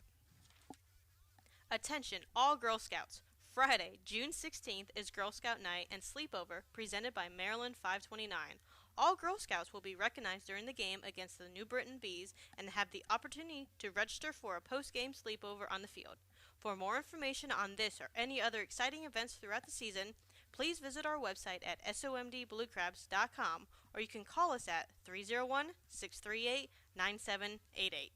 The Southern Maryland Blue Crabs would like to congratulate Travis Garcia on being named the starting shortstop on the Blue Crabs' 10-year team. Garcia was originally drafted by the New York Mets in the 21st round of the 2003 MLB Amateur Draft. He signed with Southern Maryland in 2008, their debut season, and in 2009 he hit .353 with 16 home runs and 63 RBIs. In 5 seasons with the Blue Crabs, Garcia finished with 59 home runs and 229 RBIs in 330 games.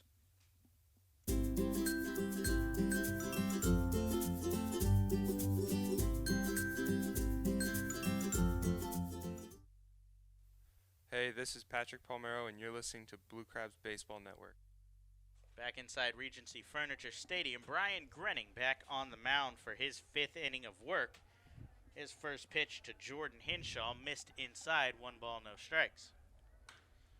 Second pitch line towards center. Cory Vaughn drifting back makes the catch for the first out here in the inning. It was nice to see Zach Cohn able to stay in the ballgame after a lengthy discussion with the umpire at second base. That was definitely a questionable caught stealing call to end the inning. I think we're in a unanimous decision after talking to the press box in between innings that Cohn beat that by a step plus. He was called out by third base umpire Jim Clayton. But Cohn, one of the nicest guys on the ball club. I've had the ample opportunity, I should say, to talk to him as the first pitch to Jake McGuigan, a called strike. He very much so, quiet, respectful guy, but had a case there. Pled it to Jim Clayton, but they appear to be on the same page. Well, I'll agree he had a case, but you and I both know an umpire's not going to change his call. Absolutely not, especially not after the teams have left the field, as the 1-1 line down the third baseline, that goes foul. I mean, the umpire was in the right position to make the call. He just saw it a little bit differently. Yep, but Cohn handled it well. There's a couple of guys on this roster that likely wouldn't have made it here to the 5th inning if that would have happened, but Cohn, Cory Vaughn, Devon Rodriguez, those are the guys that will handle it very well as the outfield. Good bunch of guys. As shallow fly ball to Devon Rodriguez, caught, I should say, for the second out. Everyone on this team, very good people, very respectful. You see them in the interviews with me. They're all very personable and exciting to be here. Some of them just louder than others. Guys like Michael Snyder have ample personality to go around. Cone, just a very quiet guy. As we actually point at the dugout now, Michael Snyder is swinging on the top of the dugout. As first pitch change up here, Kajimoto squares to bunt, pulls back, called strike one. As I'm talking about Snyder's ample personality, my dad pointed at the dugout. Snyder had a hold of the top of the dugout and was swinging back and forth onto the first step. 0-1 rolled towards first. Zach Wilson eats it up there and walks it over the three unassisted. Ends the inning, another 1-2-3 inning for Brian Grenning. The Bees, no runs, no hits, no errors, and nobody left on base. The Blue Crabs still looking for that insurance run. They lead 1-0. They'll send up Brian Bistain to lead off against Mike Lee when we return on the Blue Crabs Baseball Network. Every Tuesday night is Silver Sluggers Night with the Blue Crabs, sponsored by the Cancer and Blood Disorders Treatment Center. Membership to the Silver Sluggers starts at just $25, and all members will receive tickets to every Tuesday home game, including our 4th of July Red, White, and Blue Crabs celebration, as well as a special Silver Sluggers t-shirt. For more information, please visit our website at somdbluecrabs.com, or you can call us at 301-638-9788. Washington sports fans, get ready because August 18th is Washington Sports Night with the Blue Crabs. Friday, August 18th, the Blue Crabs will welcome Screech from the Washington Nationals and Gee Whiz from the Washington Wizards to Regency Furniture Stadium for a night of mascot fun with our very own Pinch. For more information on this or any other exciting events throughout the season, visit somdbluecrabs.com or call 301-638-9788. The Southern Maryland Blue Crabs would like to congratulate Jeremy Owens on being named a starting outfielder on the Blue Crabs' 10-year team. Owens was originally drafted by the San Diego Padres in the 8th round of the 1998 MLB Amateur Draft. He signed with Southern Maryland for their debut season in 2008, and in 2009 he collected 28 home runs and 80 RBIs while stealing 15 bases. Owens spent 7 seasons playing for the Blue Crabs, compiling 105 home runs, 340 RBIs, and 98 stolen bases, while appearing in a Blue Crabs record 737 career games.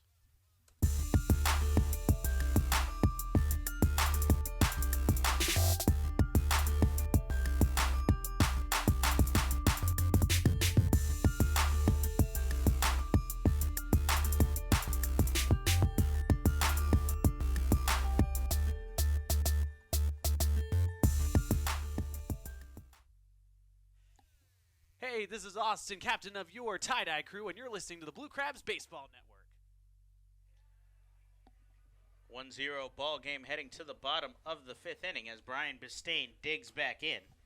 Bistain saw just 2 pitches in his last at-bat last inning, but Zach Cone caught stealing to end it. Bistain will get another chance here, and he's swinging on the first pitch. A chopper towards McGuigan, takes a high hop off of the lip of the infield. Shortstop handles it nicely and fires on to first. Nasty bounce there towards McGuigan, who had gone down to field it and all of a sudden had to come up and backhand it. I tell you, this game is breezing right along all of a sudden. Long first inning, and then not much action since.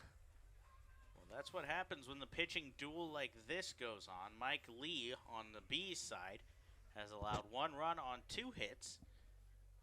Brian Grenning has allowed no runs on 3 hits. Hasn't allowed a hit since the 3rd inning. First pitch fastball to the number 9 hitter, catcher Ryan Wiggins, goes up and in, ball 1.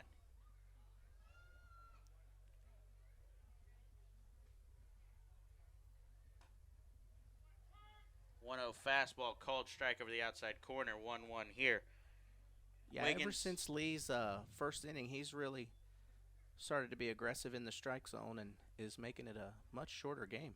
He's allowed a double to Bistain and a single to Zach Cone, the only runners he's allowed since that first inning. 1-1 called strike here, 1-2. Wiggins 0 for 1 on the day. He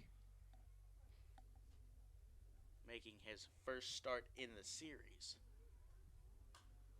Fouls one straight back here as the count will hold 1-2. Wiggins has played in just one of the Blue Crabs' 8 games this season against the Bees. He was 0 for 3 in that one. Got the start in a doubleheader on a Saturday afternoon in New Britain earlier this year. 1-2 breaking ball right there, called strike 3.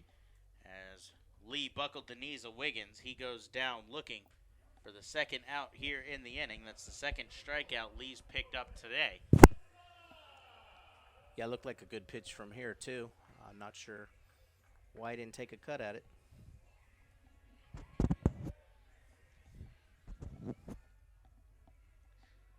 Two outs as Jose Lazada digs in. Lazada 0 for 2 on the afternoon so far. He grounded out to second and flew out to left. That was in the first and second. First pitch, fastball misses off the plate. 1 ball, no strikes. Lazada digs in, struggling at home. He's hitting just 196. He does have 1 home run. It was in a day game earlier this season against the Somerset Patriots. As the 1-0 fastball misses off the plate, 2-0. He is a switch hitter. The home run came from the left side as he tucked one around the foul pole down in right field. Lee kicks and delivers 2-0. That one shot towards left. Walton coming in, lays out, and makes the play. A great catch from Jamar Walton on a line drive to left. He makes the catch to end the inning. Another 1-2-3 inning for Lee. No runs, no hits, no errors, and nobody left on base. Cruising right along here as Brian Grenning will head back out to the mound looking for his 5th quality start in a row when we return on the Blue Crabs Baseball Network. Hey, this is David Wayne Russo, and you're listening to the Blue Crabs Baseball Network. Be sure to join us at select Saturday home games throughout the season as the Blue Crabs light up the Southern Maryland night sky with post-game Saturday night firework extravaganzas. For more information on this event or any other exciting events throughout the season, please visit our website at somdbluecrabs.com or call us at 301-638-9788. Attention all Jedis. Please report to Regency Furniture Stadium on July 29th for Star Wars Night as the Blue Crabs take on Lancaster. This night will feature an appearance by Jedi Saber Combat and a post-game firework extravaganza brought to you by PNC Bank. For more information on this or any other exciting events throughout the season, please visit our website at somdbluecrabs.com or you can call us at 301-638-9788. The Southern Maryland Blue Crabs would like to congratulate John Ramostella on being named a starting outfielder on the Blue Crabs' 10-year team. Ramostella was originally drafted by the New York Yankees in the 35th round of the 2000 MLB Amateur Draft. He signed with Southern Maryland in their debut 2008 season, where he hit .276 with 15 home runs, 67 RBIs, and 14 stolen bases. In 2 seasons with the Blue Crabs, Ramostella hit 37 career home runs, 125 RBIs, and stole 29 bases in 222 career games with the team.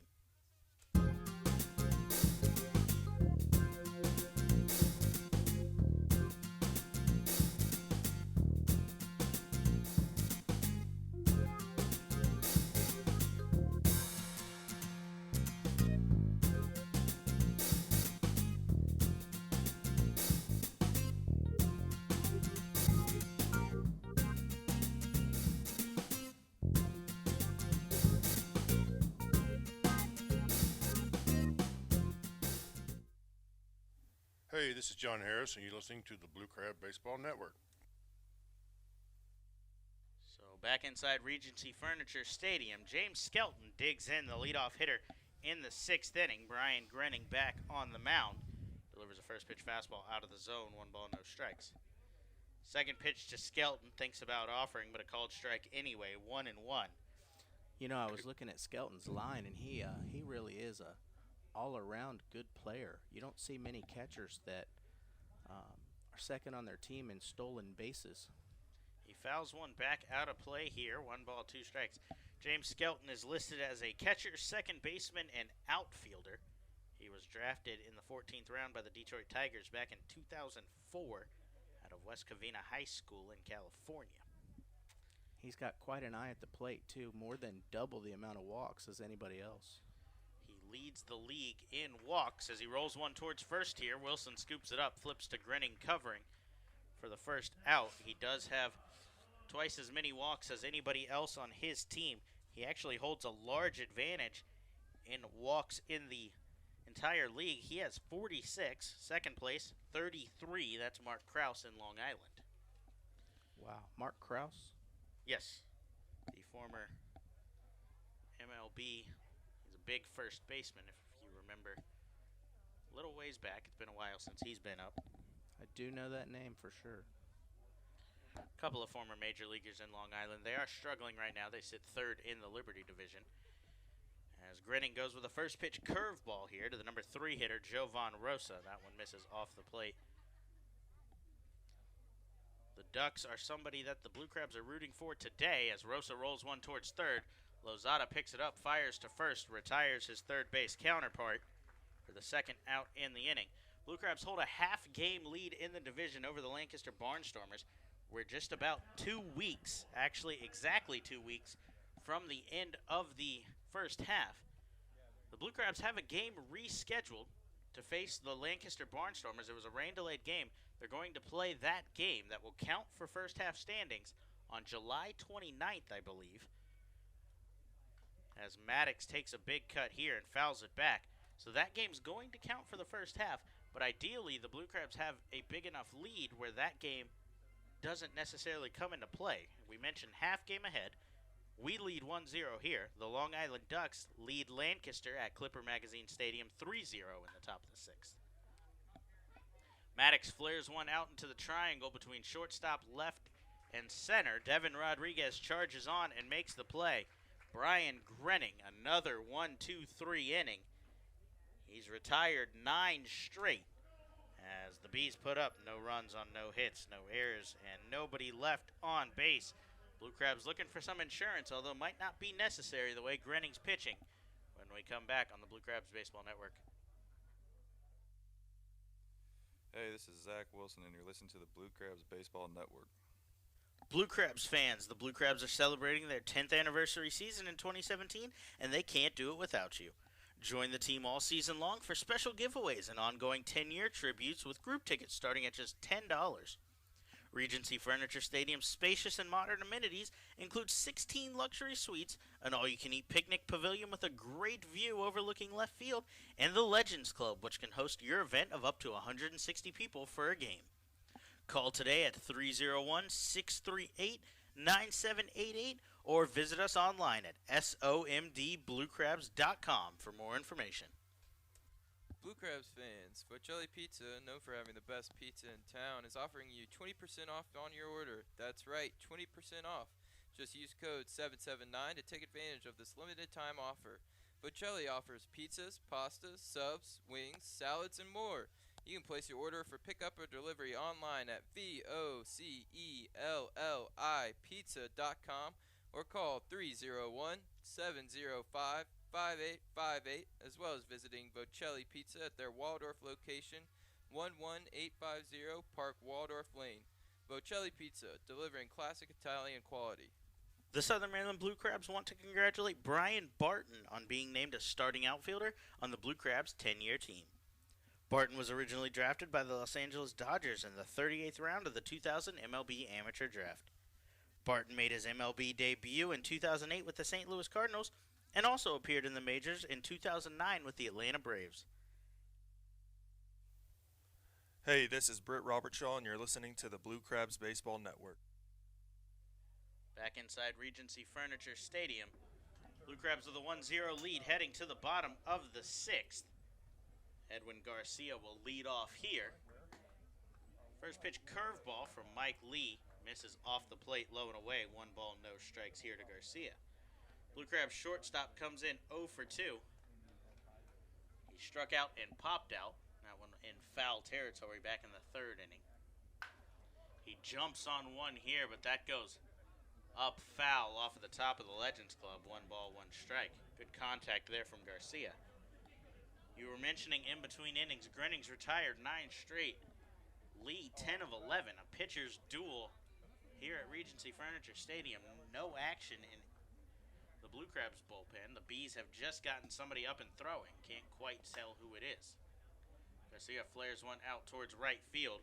Hinshaw charges on and makes the catch easily. for the first out here in the inning. You see Rob Carson up and stretching in the Blue Crabs bullpen, but the catcher, Luis Allen, is not even out there, so no even attempt to get ready yet for Southern Maryland. No, I would think pitch counts are probably pretty low still. Lee is getting ready to deliver his 72nd pitch of the afternoon as he turns to a curveball. First pitch to Zach Wilson. Wilson swings and misses. Wilson 0 for 1. He walked and scored a run in the first inning. The only run to cross the plate so far today.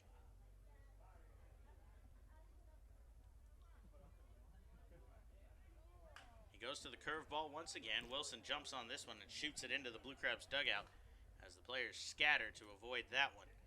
No balls, 2 strikes. Yeah, only 1 total run and 5 total hits on the day. It's been a rather quiet day at the plate. The 1 run was scored without the help of any hits. 2 walks, a hit by pitch, and a wild pitch back in the first inning. 0-2 shot to deep left field. Walton giving chase. That one hits off the top of the wall. Wilson rounds first. Will have to hold there. A long single. Just missed a home run there for Zach Wilson. Yeah, that the wall, however tall it is, if it were 1 foot shorter, that would have been a home run. That one hit the 0 in 310 out on the mini monster. It is a short wall, or a short porch in left field, I should say, for the right-handed batters at just 310 down the line. Unfortunately, wall stands about 20-25 feet tall, so not enough there from Zach Wilson, and with the kind ricochet off the hard metal wall, he had to hold at first. Yeah, the ball was played perfectly by the left fielder Walton, and he was able to get it in quickly. Mentioned Jamar Walton played here for 3 years, so he knows that wall. He played a lot of right field, but still, I'm sure took some reps in left and had plenty of opportunity to read the caroms there. Mike Snyder takes a 1-0 fastball, evens the count 1-1. That's the second near home run we've seen. The last one came from Snyder back in his last at-bat in the third. He just missed one to deep left center field. Kraus made the catch with his back against the wall. Wilson on first as Lee comes set for the 1-1. Goes to the curveball. That one misses low and away. 2 balls, 1 strike.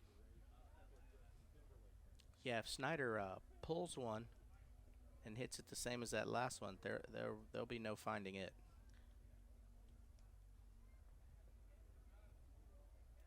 Wilson with a small lead at first. He's yet to record a stolen base this season. Not much of a threat out there. As Lee checks on him anyway, kicks and delivers a fastball off the plate, 3-1. Well, he'll be looking for something right in his zone right here for sure.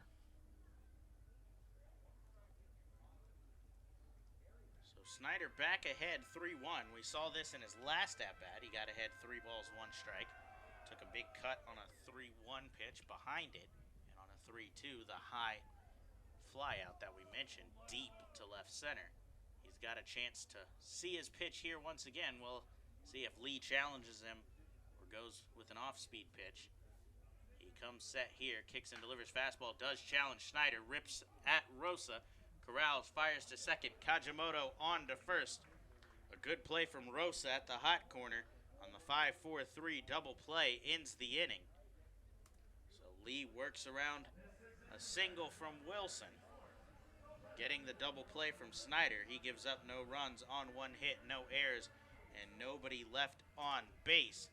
Brian Grinning cruising through 6. He heads back out to the mound for his 7th inning of work here on the Blue Crabs Baseball Network. The resort community of Chesapeake Beach, Maryland is home to the Chesapeake Beach Waterpark. Come join them for an afternoon of splash and fun in the sun with their 8 water slides, fountains, waterfalls, lazy river, kids activity pool, and more. Beat the heat with daily cabana rentals, swim lessons, birthday parties, Friday night slides under the stars, character days on certain Mondays, or even rent the whole park for a private party. The on-site Beachcomber Grill offers a full-service menu as well. For more information, details, special events calendar, park dates and hours, to purchase your tickets, season passes, or make reservations, visit their website at www.chesapeakebeachwaterpark.com. Saturday, August 26th is National Dog Day, which means Bark at the Park is back at Regency Furniture Stadium.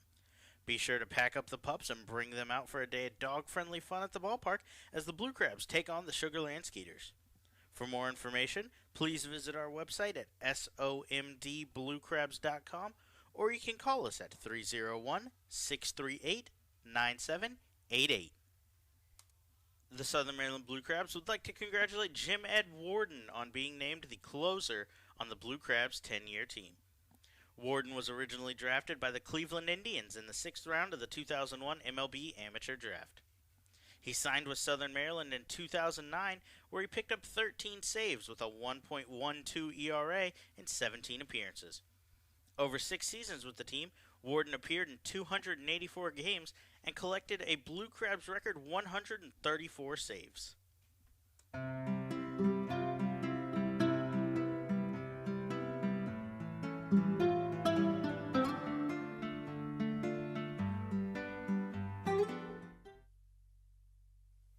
Hey, this is James Frisbee, and you're listening to the Blue Crabs Baseball Network. Back inside Regency Furniture Stadium, Brian Grinning heads to the 7th inning with a 1-0 lead for the Blue Crabs. His first pitch to the first baseman, John Griffin. Fastball off the plate away, 1 ball, no strikes. Griffin 0 for 2 today. He's had a big series for the Bees. We mentioned 2 RBIs in each game so far. He was 1 for 2 last night with 3 walks. The 1-0 from Grinning, a fastball challenging the big man at the plate, fouls it off down the right field line, 1-1. Griffin stands in the box, 6'6", 230 pounds. He comes out of Bradenton, Florida. Hitting .257 on the year. He has just 3 home runs, not what you would expect from an imposing figure like him at the plate. You'd think a little more, but 1-1 pitch right there on the outside corner. 1 ball, 2 strikes. Yeah, when I looked at the size of this guy, I definitely thought he'd have more home runs than 3 on the season. He takes a 1-2 breaking ball low in the zone. 2 balls, 2 strikes here.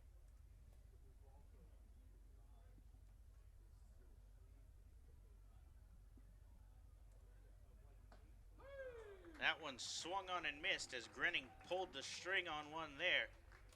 Griffin, way out in front of it, goes down on strikes for the first out in the inning.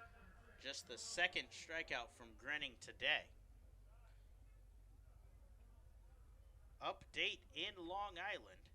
Angelo Sonko's 3-run homer in the 6th inning. 6-0 lead as the Ducks lead the Barnstormers in Lancaster.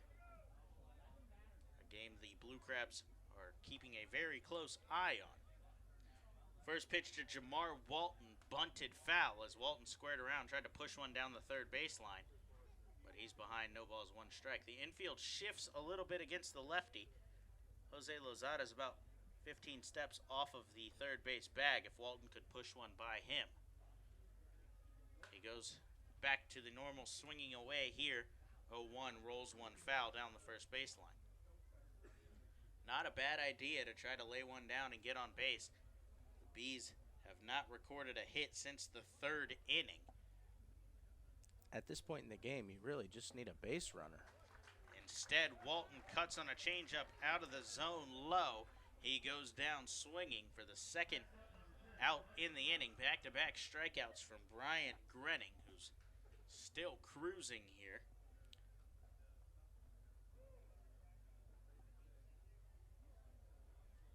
That's 11 in a row set down for Grinning now. We mentioned hasn't allowed a hit since a 2-out single in the 3rd to James Skelton, the only runner to reach base since then. A hit by pitch to Craig Maddox. With 2 outs in the inning, base is empty. That's the way you want to see Mike Kraus, who takes a big cut on a first pitch curveball. Fouls it back, no balls, 1 strike. Not the location you're looking for from Grenning there. No, that ball was up. He's very lucky it stayed in the park and was hit foul instead. That one was definitely hanging there. Grenning winds and delivers his 76th pitch of the afternoon. That one misses, 1 ball and 1 strike. So Grenning, good pitch count so far. He's sitting right around the number you'd like to see, 12 an inning. That gives you a chance to go the distance as the 1-1 misses off the plate here. 2 balls, 1 strike. Grenning, we mentioned 1 complete game. It was a complete game shutout, but that was a 7-inning doubleheader in which he tossed that. Goes to the change up here as Kraus with a big cut goes down to a knee. 2 balls, 2 strikes. Yeah, Kraus was looking for a 2-1 fastball there and got the changeup. Grenning has good command of all of his pitches today as he goes 2-2. Fastball right down the middle. Kraus takes that one for a called strike 3. Grenning strikes out the side in order. He now has 4 strikeouts and a 1-0 lead. As the Blue Crabs still looking for some insurance for him, they lead 1-0. As we head to the bottom of the 7th, you'll see Cory Vaughn, Devon Rodriguez, and Zach Cohn when we come back on the Blue Crabs Baseball Network. Hey fans, be sure to join us every Thursday home game for Foster's Grill Wings and Beer Night. For just $30, you can enjoy a ticket to the game, as well as 2 hours of all-you-can-eat Foster's Wings and all-you-can-drink beer. The event takes place every Thursday home game throughout the season from 6 p.m. to 8 p.m. in our Legends Club. For more information on this or any other exciting offers throughout the season, please visit our website at somdbluecrabs.com or call us at 301-638-9788. What's better than watching a Blue Crabs baseball game? Staying after to watch a classic film for free. After every Friday home game, the Blue Crabs will show a select film on the big board, and fans are invited to stick around, pack a blanket, grab some popcorn, and enjoy. Every week is a different movie, so come out each week to see what's showing. For more information on this or any of our exciting events throughout the season, please visit our website at somdbluecrabs.com, or you can call us at 301-638-9788. Dr. Milu and the courteous and professional staff at Cancer and Blood Disorders Treatment Center in Waldorf want you to know that for cases of cancer and blood disorders such as anemia, leukemia, and lymphoma, you don't have to travel all the way to D.C. or Baltimore to get high-quality, compassionate care close to home. Established in 1995, Cancer and Blood Disorders Treatment Center offers expertise, experience, and the highest standards needed for successful treatment of cancer and blood disorders. Dr. Milu is excited to be a part of the Blue Crabs family as the new sponsor of the Silver Sluggers program and games for the 2017 season. For more information or to schedule a consultation, call 301-638-1007 or visit cancerandblooddisorderscenter.com. Hey, this is Sam Runyon, and you're listening to the Blue Crabs Baseball Network. Back inside Regency Furniture Stadium, Blue Crabs lead 1-0. Here in the bottom of the 7th, Cory Vaughn digs in, the leadoff hitter in the inning, takes a first pitch breaking ball from Mike Lee, called strike 1. Second pitch, curveball again. This one misses low as Skelton backhands it behind the plate. 1-1. Lee came into this bottom of the 7th with 79 pitches. Brian Grenning exited the top of the 7th with 79. So both pitchers still well under the century mark. That's the general cutoff for coaches nowadays. The 1-1 launched to left field. Jamar Walton will give a look, but not a chance here as Cory Vaughn comes through with a solo shot to left and puts the Blue Crabs ahead 2-0 here in the bottom of the 7th inning. That was way out over the 10. An absolute moonshot from Cory Vaughn out over the picnic deck and onto the clubhouse roof. His 5th home run of the season gives the Blue Crabs the insurance run we've been talking about since the first inning. That's Vaughn's first home run since the 6th of the month. That's a big run. Like to see him get 1 or 2 more, but that is a big run. That keeps this from being a solo shot from being tied. It gives Brian Grenning the insurance he's looking for as Devon Rodriguez digs in. Just like the inning started, bases cleared, nobody out. Rodriguez takes an ugly swing on a first pitch curveball in the dirt there. No balls, 1 strike. Definitely looking fastball. Yeah, he was way out in front. Rodriguez loves to jump on the first pitch, but obviously prefers the fastball on that first pitch well out in front of the curveball. So the 0-1 from Lee. Fastball here. A huge cut from Rodriguez. No balls, 2 strikes. Rodriguez not necessarily a home run hitter, but he looks like one in this at-bat. He's taken two of the biggest vicious cuts. He's taken 2 of the biggest cuts I've seen. Trying to match Cory Vaughn, I guess. I think with 2 strikes, he'll shorten up, try to put something in play here. So Vaughn, 5th home run of the season. All 5 have come here at home. He's hitting well over 300 at home. As Rodriguez, no balls, 2 strikes at the plate. Fastball comes inside from Lee, 1-2. Rodriguez, a very good hitter. We mentioned over and over, can't talk enough about the 370 batting average. He's just been fantastic. He's 0 for 2 today, however, trying to extend a 4-game hitting streak here. As the 1-2 comes inside, this one's launched towards right field. That's going to get up off the wall. Rodriguez around first, on his way to second. He'll hold there as Hinshaw corrals it in the corner and fires it in. Rodriguez just missed a home run of his own as that one hit off the wall in deep right field. Yeah, you knew he was going to get a hit there, didn't you? I mean, 1 for 3 drops his batting average still, so I'm not sure. Yeah, but you knew he wasn't going to go 0 for 3, didn't you? That just wasn't going to happen. I don't have the exact numbers, but I can tell you that I only remember 2 offers here at home since Devon Rodriguez has joined. Obviously, I don't travel on the road. I do write the recaps and keep up on social media and all that. But I don't know the stats as crisp on the road as I do at home. Zach Cohn swinging on a first pitch, lasers one at the shortstop McGuigan, who corrals it. Looks at Rodriguez at second, but he was back in, freezing on the line drive as you're taught since very young age to do. You know, that's 3 absolute ropes off Lee so far this inning. He looks like he might be hitting a wall here. He does appear to be hitting a wall. We saw Cory Vaughn launch a solo shot off of Lee to start the inning.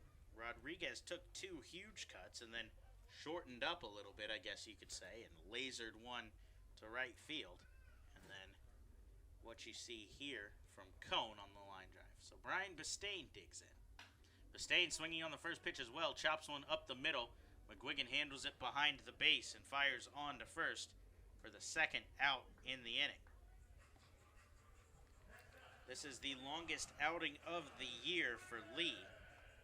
He hasn't gone more than 6 in an outing yet until today. He's thrown 6 innings twice, May 31st against Bridgeport, and his last outing, June 13th, against the York Revolution. Rodriguez was able to move up on that ground ball, so wild pitch could get him in here. 90 feet away is Devon Rodriguez from a very important insurance run to put the Blue Crabs up 3 here. It would give Brian Grinning a little bit longer of a leash. As Ryan Wiggins takes a first pitch curveball, no balls, 1 strike. You definitely want to see more because Grinning's pitch count sitting a little under 80, but you don't want him to get hit with a loss of any sort in this game. So if you were to allow 2 base runners, you imagine John Harris would be very tempted to pull him from the game and help him avoid the loss and keep the quality start streak going. Yeah, you want to protect your pitcher in that situation, sure. Rodriguez advancing to third, very important, as we've already seen 1 wild pitch from Lee today. That scored the first run. Zach Wilson back in the first inning. Going to be super hard to take the ball out of Grinning's hands, though. Absolutely is, as the 1-1 fastball misses off the plate. 2 balls, 1 strike. The Blue Crabs have only had 2 pitchers go 9 innings this season, though. Gabby Hernandez and Darryl Thompson. A fun statistic for other teams, not so much for the Blue Crabs. They have lost both games in which pitchers have gone 9 innings. Wiggins with a high pop fly towards second base. Kajimoto playing with the wind as the ball dances on him. Camps underneath it finally and makes the catch for the final out in the inning, but the Blue Crabs put up a run on a big home run from Cory Vaughn. His 5th home run of the season gives them a 2-0 lead as Grinning sprints back out to the mound like he always does, heading to the top of the 8th inning here at Regency Furniture Stadium. He'll face the bottom of the Bees lineup, 8-9-1, when we come back on the Blue Crabs Baseball Network. Hey, this is Ryan Wiggins, and you're listening to the Blue Crabs Baseball Network. Fan voting has returned to the Atlantic League for the upcoming 2017 Atlantic League All-Star Game. The game will take place on July 12th in Somerset, as the Patriots will play host to the best players the league has to offer in the 20th season celebration. Voting will take place through June 23rd. Show your support online by voting at atlanticleague.com for your favorite Blue Crabs players today. Washington sports fans, get ready because August 18th is Washington Sports Night with the Blue Crabs. Friday, August 18th, the Blue Crabs will welcome Screech from the Washington Nationals and Gee Whiz from the Washington Wizards to Regency Furniture Stadium for a night of mascot fun with our very own Pinch. For more information on this or any other exciting events throughout the season, visit somdbluecrabs.com or call 301-638-9788. Make sure you get Dad out to the ballpark on June 18th to celebrate Father's Day as the Blue Crabs finish their series against the New Britain Bees. All fathers will have a chance post-game to participate in the Blue Crabs remote control dig for a chance to win a TV prize package. For more information, please visit our website at somdbluecrabs.com or you can call us at 301-638-9788.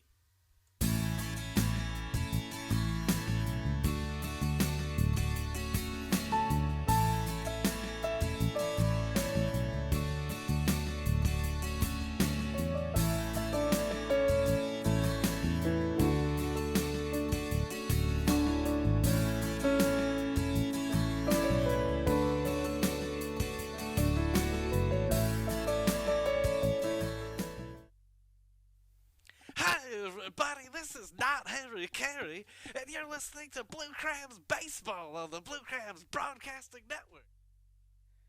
Back inside Regency Furniture Stadium, Brian Grenning out on the mound for another inning of work. He's through 7 already as he started the 8th with a curveball out of the zone.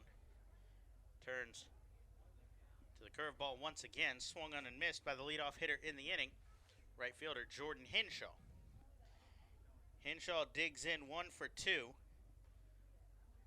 as Grenning goes back to the breaking ball again. This one stays up and in. 2 balls, 1 strike here. The right fielder singled in his first at-bat in the 3rd. He was forced out on a fielder's choice from McGuigan following that.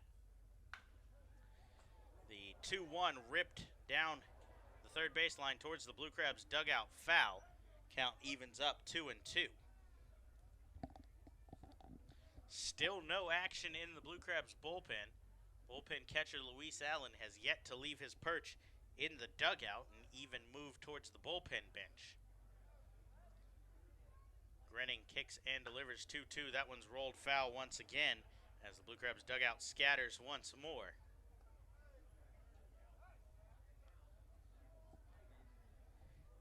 Allen staying in the shade as much as he can on a hot day here at Regency Furniture Stadium. Southern Maryland is beginning to heat up as we head towards the heart of summer. 89 degrees and sunny here as Grenning goes to the change-up off the plate. 3 balls, 2 strikes. Rain expected in the forecast tomorrow, but other than that, a clear week ahead.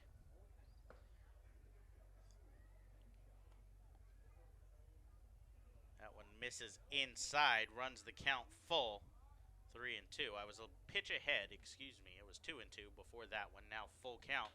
Payoff pitch, swung on and rolled down the third baseline. Hinshaw doing his best to run Grenning's pitch count up. It sits at 86 right now as Grenning comes back to the mound for the 8th pitch in the at-bat to Hinshaw. Kicks and delivers. This one's chopped towards first. High bounce towards Wilson, who picks it up and flips underhand to Grenning, covering the base. Wilson lost his footing there, but recovered and flipped it over to the pitcher for the first out here in the inning. So a good battle at the plate from Jordan Hinshaw, but he's retired, as that'll bring in Jake McGuigan.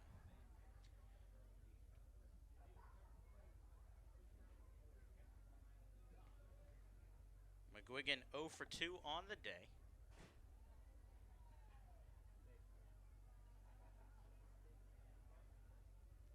Grenning kicks and delivers first pitch curveball. That one misses off the plate away. 1 ball, no strikes. Grenning's retired 13 in a row as he is working quickly, delivers a fastball, called strike, 1-1. The Bees' shortstop today is in the lineup, giving Michael Baca the day off. Both of them have struggled at the plate. McGuigan hitting just 174, Baca hitting 171. The everyday shortstop for the Bees at the start of the year and for the majority of the season, Steve Carrillo, was picked up right before the last series here, June 2nd through the 4th. Carrillo was hitting 230 in his time with the Bees. 1-1 fouled back, 1-2.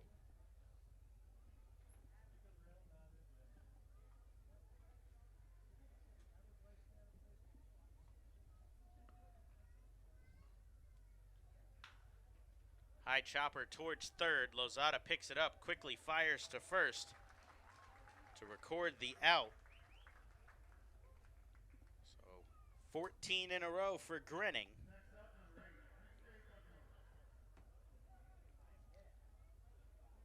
Interesting stat I was handed by the opposing broadcaster, Chris Knobloch. Brian Grenning's career ERA coming into today against the New Britain Bees, 0.63. He's given up 3 hits and no runs through 7 2/3 as the top of the lineup, Yusuke Kajimoto, digs in. He takes a big cut on a changeup well out in front of that one. No balls, 1 strike.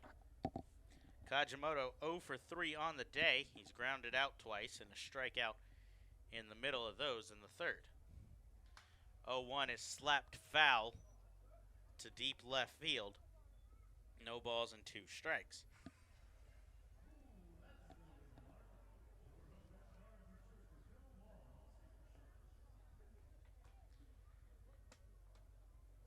So Grinning winds and delivers. This one's flared towards the Blue Crabs dugout. Lozada giving chase, leaps into the crowd. Not quite able to hang on to that one. A great effort from Jose Lozada, who's visibly frustrated with a couple of the fans down there, understandably so. It's common practice, I guess you would say, in baseball that if your guy is chasing it, as that was right by the Blue Crabs dugout, you let him try to get it, and you fight the opposing team for it. Well, the fans reached up. Lozada couldn't quite get his glove on it. It tipped off of his glove in the hand of a fan near him. Yeah, you definitely let your player make that catch. 0-2 once again is slapped foul as the count holds. So Lozada looking at his shortstop, Edwin Garcia, having a conversation with him. I think sometimes the excitement of a foul ball coming your way overtakes the courtesy of the game there. I think that Lozada would have caught it and handed it to the person he was fighting for, but instead Kajimoto fouls off another one, making Grinning work here in the inning. We saw an 8-pitch at-bat from Jordan Hinshaw to lead it off. And now Kajimoto has seen 5 pitches himself. Grinning will have to throw him a 6th. We mentioned he started the inning at 79 pitches. He's up to 96 now.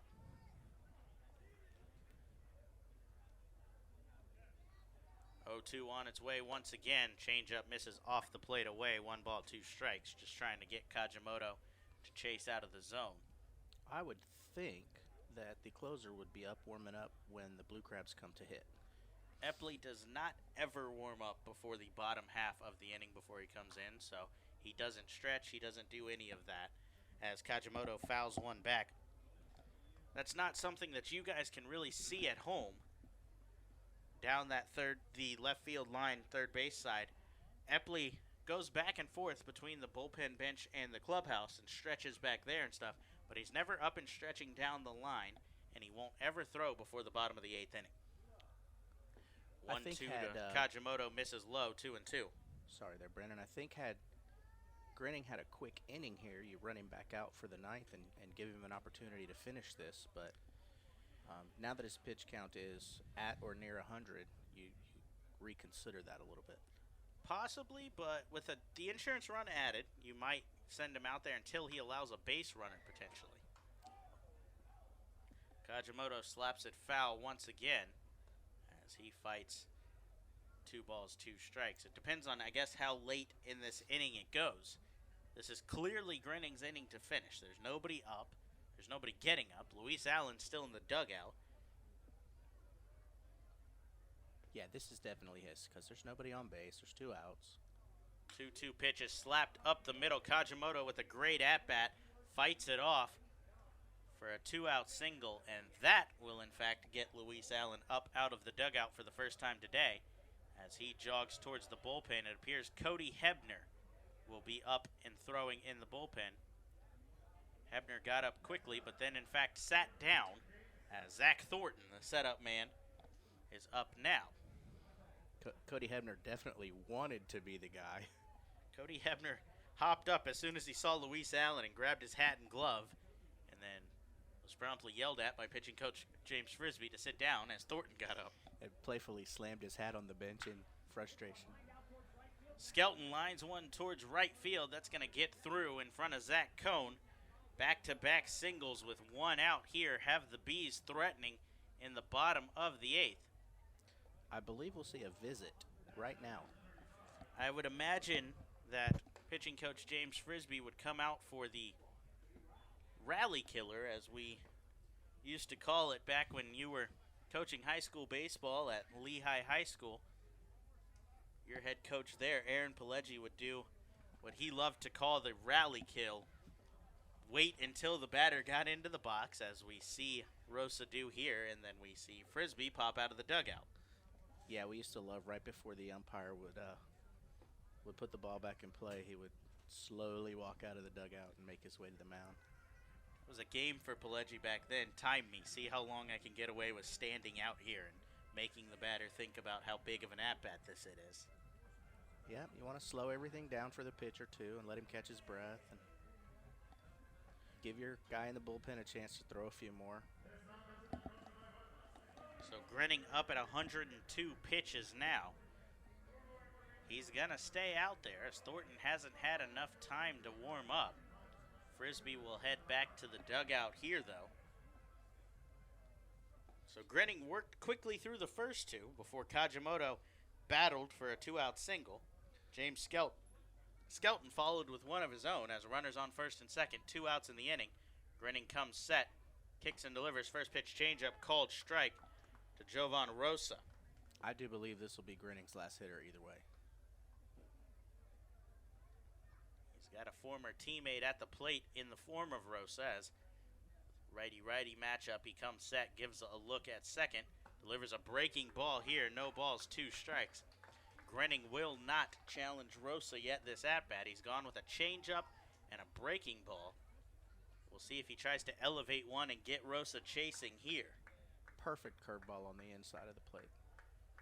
Grinning comes set for the 0-2 pitch. This one's flared out towards right center field. Vaughn giving chase, not going to get there as he comes up and fires towards third. Kajimoto's around third and scores easily as the Bees put up a run here in the 8th. And that will, in fact, bring manager John Harris to the top step of the dugout. Brian Grinning slams his glove. He's taking his time getting back to the mound. He does not want to leave this game, and he knows what's coming as Harris pops out of the dugout and signals to the bullpen for Thornton. A great effort for Brian Grinning. The good news for him, he cannot lose the quality start streak as he's responsible for both runners on, but has given up just 1 run. So Thornton will come out of the bullpen. We'll get you the details on him as Grinning gets a standing ovation from the crowd. He tips his cap and heads into the shade of the dugout. We'll get you news on Thornton when we come back on the Blue Crabs Baseball Network. The All-Stars are coming. The All-Stars are coming. Join the Southern Maryland Blue Crabs All-Stars in Somerset at TD Bank Ballpark on Wednesday, July 12th, where the Atlantic League will join together for the playing of the league's 20th All-Star Game, presented by Robert Wood Johnson Barnabas Health and Horizon Blue Crabs Blue Shield of New Jersey. Get tickets now online at SomersetPatriots.com. Hey Blue Crabs fans, this is Justin DeFreitas. For all my grocery and deli needs, I head over to Nick's of Clinton. Nick's of Clinton aims to offer a unique shopping alternative to the larger grocery stores. while providing a family-oriented experience for all their customers. Nick's of Clinton, the official hot dog and sausage sponsor of Southern Maryland Blue Crabs. The Southern Maryland Blue Crabs would like to congratulate Eric Crozier on being voted by fans as the starting first baseman on the Blue Crabs 10-year team. Crozier was originally drafted in the 41st round of the 2000 MLB Amateur Draft by the Cleveland Indians and made his MLB debut in 2004 with the Toronto Blue Jays. While in the major leagues with the Blue Jays, he collected 2 home runs in 14 games in his 2004 debut season. He signed with Southern Maryland in 2008, hitting .265 with 13 home runs and 10 stolen bases that season. He appeared in 279 career games for the Blue Crabs, collecting 44 home runs and 149 RBIs in 3 seasons.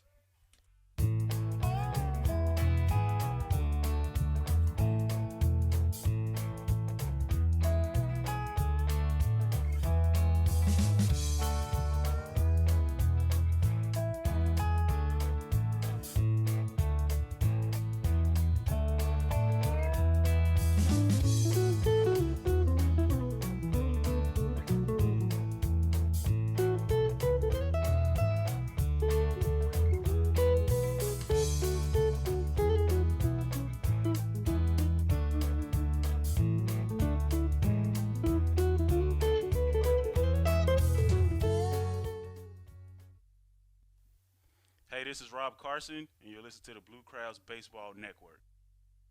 The Bees have made it a game here at Regency Furniture Stadium, 2-1. In the top of the 8th, they have men on first and second for the cleanup hitter, Craig Maddox. Maddox swinging on the first pitch from the new reliever, Zach Thornton. That one's rolled foul down the first baseline, strike 1. Line not closed on Brian Grinning. He threw 7 2/3 before having to be lifted. All the damage in the inning has come with 2 outs.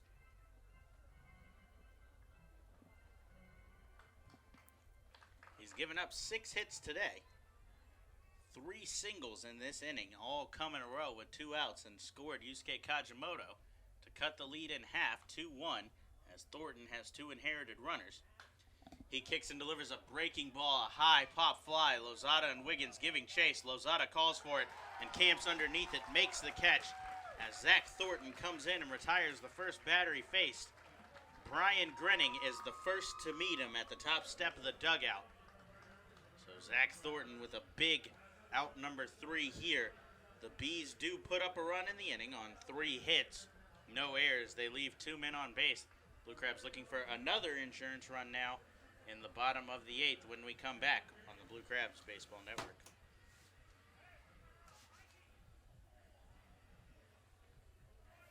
Be sure to join us at select Saturday home games throughout the season as the Blue Crabs light up the Southern Maryland night sky with post-game Saturday night firework extravaganzas. For more information on this event or any other exciting events throughout the season, please visit our website at somdbluecrabs.com or call us at 301-638-9788. The Southern Maryland Blue Crabs want to congratulate Ryan Mulhern on being named the designated hitter on the Blue Crabs 10-year team. Mulhern was originally drafted by the Cleveland Indians in the 11th round of the 2003 amateur draft. He signed with Southern Maryland in 2011 when he hit .348 with 10 home runs in his first season with the team. In 2 seasons with the Blue Crabs, Mulhern collected 19 home runs, 65 RBIs, and scored 53 runs while appearing in 80 games. The Southern Maryland Blue Crabs would like to thank Apple Spice Junction for their partnership for the 2017 season.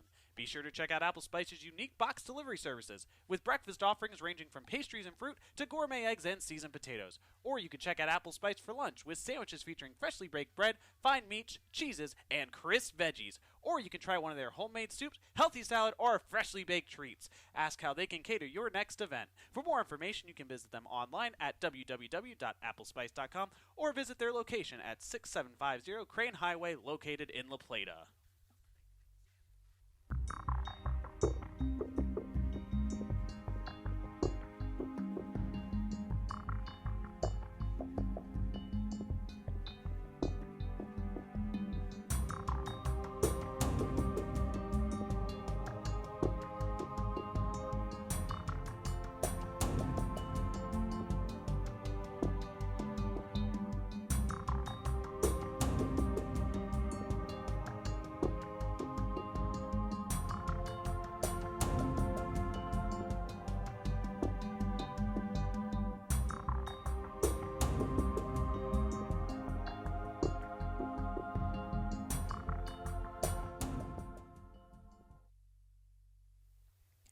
Hey, this is Jesse Beal, and you're listening to the Blue Crabs Baseball Network. Blue Crabs lead by just a run as we head to the bottom of the 8th inning. They'll send up the top of their lineup, though, against new reliever for New Britain, Brandon Shimmo. Shimmo comes on after 7 strong innings from Mike Lee. He gave up 5 hits, 2 runs, 2 strikeouts in his outing before turning it over to Shimmo. This is Shimmo's 19th appearance on First the year. pitch from Shimmo, called strike 1. 19th appearance, as you heard my father say. He's 3-1 with a 4.05 ERA, 22 strikeouts in 26 innings. Lazada squares to bunt here and fouls it off of his own foot. No balls, 2 strikes. Blue Crabs are looking for an insurance run as Cody Epley has begun throwing in the bullpen. Epley has yet to blow a save this season. He's 15 for 15. The Blue Crabs as a team, 17 for 17. And Lazada is definitely overdue. Now 0 for his last 7. He could use a hit right here. We mentioned 2 for 4 in the series opener. He was 0 for yesterday as well as today. He's hitting just .213 on the season. As the third baseman, Rosa, is shifted way off the bag now. Actually, a defensive substitution. Michael Baca in at third. That one misses low and inside, 1-2.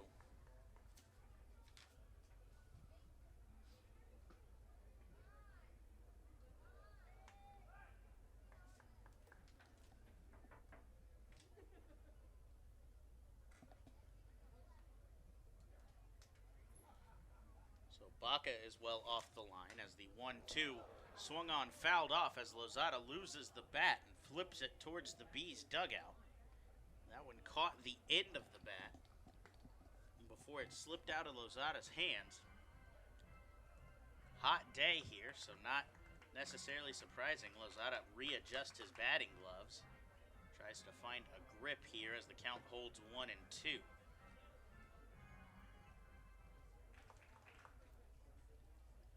Yeah, when those leather batting gloves get wet, they do become a little bit slippery. Imagine in his 4th at-bat, it sat in the upper 80s all day. They've got to be feeling a little dampness.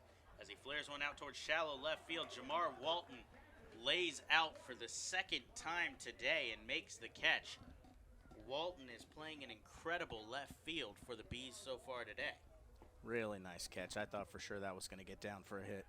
We've seen a couple of Bees players leave their feet. We saw Hinshaw slide earlier in right field. A couple of diving catches from Walton. I thought that Lazada had hit that just soft enough to get it in front of him, but instead he's the first out. So Edwin Garcia will dig in with 1 out and the base is empty. Shimmo drops down to the 3/4 slot and delivers a breaking ball that Garcia swings at. No balls, 1 strike. That one tailed way off the plate. Garcia couldn't hold back. Righty works out of the stretch, comes set, delivers that same pitch. This one stays on the corner, called strike, 0-2. Generous outside corner at that. Yeah, I don't think Garcia agreed with that one too much. Regardless, he's down 0-2. We'll have to protect here as Shimmo comes set, kicks and delivers the same pitch for a 3rd time. Garcia swings and misses, goes down on strikes. Shakes his head on the way back to the dugout. Not necessarily happy about that strike 2 call. Felt he had to swing at that one. I would imagine he's pretty disgusted with that entire at-bat. That brings in Zach Wilson. Wilson 1 for 2 on the day. He singled in his last at-bat in the 6th, but was cut down on a 5-4-3 double play. Shimmo delivers first pitch. He goes to the curveball once again. 1 ball, no strikes. Looks like a slider rather than a curveball from Shimmo. He drops down to that 3/4-ish sidearm angle and kicks and delivers. But when that pitch comes, it comes on a flat plane across the plate away from the righties. It's devastating from the angle he's throwing it at.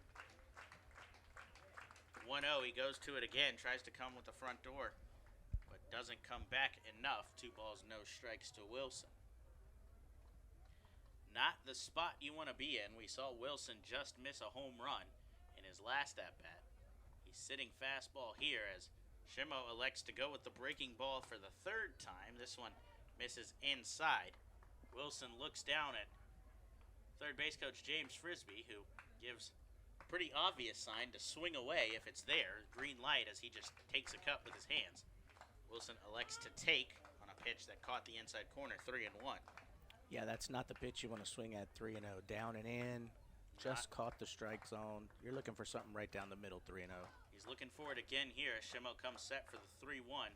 Kicks and delivers, 2-seamer. That one hit off the end of the bat, rolling down the first base line, dancing back and forth over the line. Picked up finally in foul territory by Griffin. Griffin was giving that one every chance as it hopped over the line 2 times, but no one was able to get it.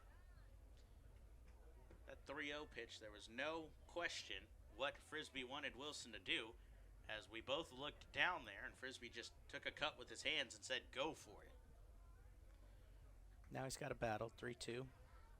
3-2. Shimo could go back to the off-speed stuff. We'll see what he goes with. He does go with the off-speed stuff, but Wilson, a great eye at the plate, takes it off away and walks for the 2nd time today. That brings in Michael Snyder. A familiar situation here. The first 2 were retired. A walk to Wilson. This is the exact setup from the first inning. When Mike Lee walked Wilson with 2 outs, he then walked Snyder, hit the man on deck, Cory Vaughn, and panicked through a wild pitch and allowed Wilson to score. If it plays out the same, nobody on the Blue Crabs would complain as Shimo comes set for the first pitch to Snyder. Kicks and delivers that slider, swung on and missed, 0-1. Snyder very apt to swing at the breaking ball. We've seen it a lot this season. He leads the Blue Crabs with 53 strikeouts, but it's not affecting his batting average that much. He's sitting right around 275, 274 to be exact, 10 home runs, 33 RBIs. Check on Wilson, who's back in easily. Not a stat you necessarily want to lead your team in, but as long as you're, still have a respectable batting average, sometimes it's just okay. The big number for Snyder is the .508 slugging percentage, too. If he hits it, it's an extra base hit. Goes to the fastball here. Called strike over the outside corner. Snyder not too happy with that one, 0-2. 2nd time we've seen the generous outside corner this inning. I think over the years, the strikeout has just become another part of the game. You had masters like Adam Dunn striking out tons, but still making lots of money hitting home runs. Ryan Howard, same thing. 0-2 is swung on. Oh, that's going to get down in the corner. To left field. That's going to get down in the corner. Wilson around second. He's being waved home. The throw to the cutoff man, McGuigan, fired home a little offline, but handled by Skelton. He comes back and makes the tag as the 7-6-2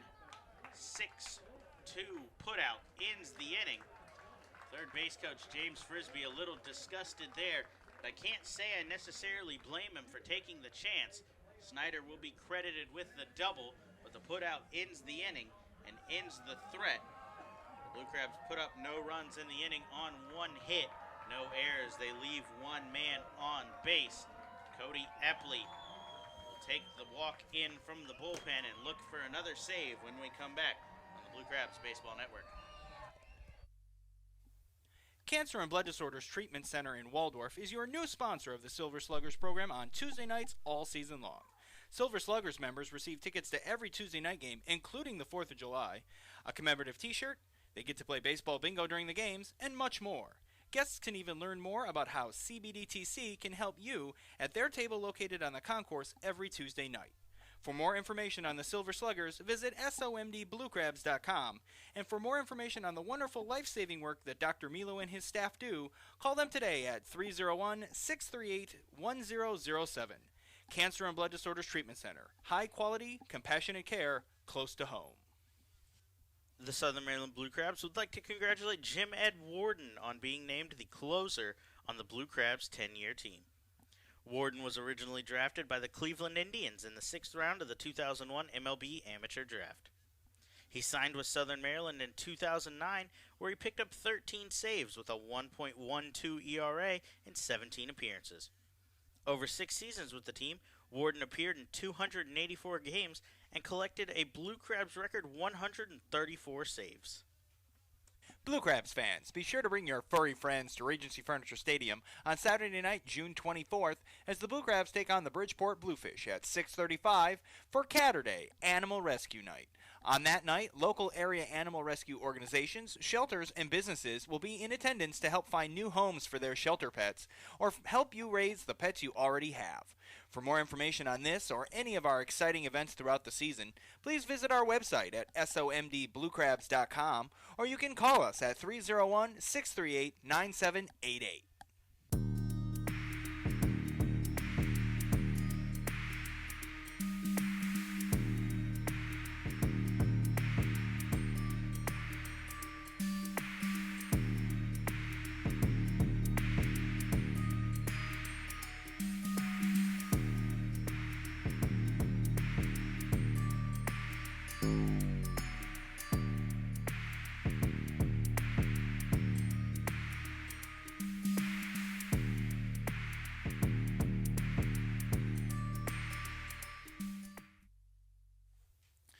Hey, this is Cody Epley, and you're listening to Blue Crabs Baseball Network.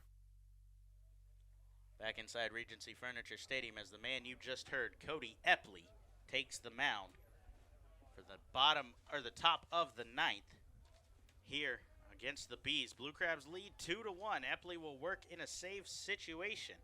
He hasn't thrown in 5 days. The 13th against Sugarland, he picked up a save. That was back on Tuesday. His first pitch swung on and missed by the first baseman, John Griffin, strike 1. Should be good and fresh then. Epley, very fresh. We mentioned hasn't thrown in a while. He's 1-2 with a 1.52 ERA, 15 for 15 in save opportunities. He goes to the breaking ball here, 1-1. He's got a tough 3 hitters to go through. The big first baseman, the scrappy Walton, and then Michael Krause, who lit it up last night. This one's chopped towards third. Lazada charges, makes the throw on the run. Wilson hops off of first base, but comes back down on top for the first out in the inning. Epley, definitely a tough couple of hitters to go through. This is, although 5, 6, 7, not necessarily the heart of the lineup, still not something you want to go through. So Brian Grinning in line for the win. He threw 7 2/3, gave up 6 hits, 1 run, 4 Ks. He was lifted for Zach Thornton, who got the only batter he faced, Craig Maddox, to pop out to Jose Lazada in foul territory to work out of a jam, stranding 2 runners, and now Epley tasked with the 9th. First pitch to former teammate Jamar Walton, called strike 0-1. We mentioned Epley, 15 saves. That's second in the league, trailing just David Carpenter of the Bridgeport Bluefish, who has 21. Second pitch here misses off the plate away. 1 ball, 1 strike. Epley sitting with a 1.52 ERA. That also trails Carpenter, who has a 1.11 for the time being. Walton checks his swing on a 1-1 pitch off the plate away, but doesn't go around. 2-1.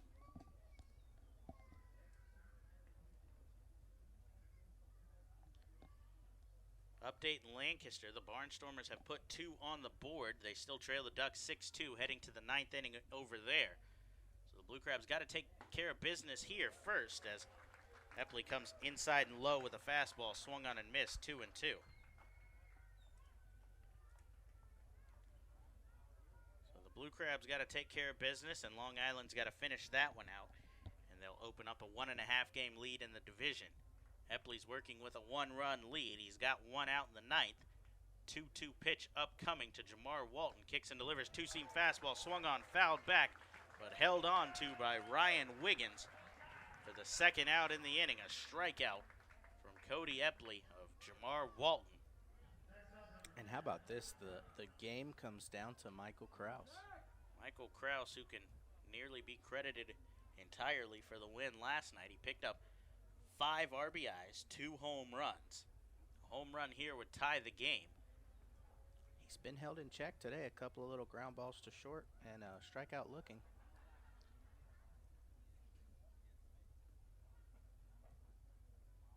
Epley works out of the stretch. He comes set with the first pitch to Krause. Delivers a 2-seam fastball, just misses off the plate away, 1-0.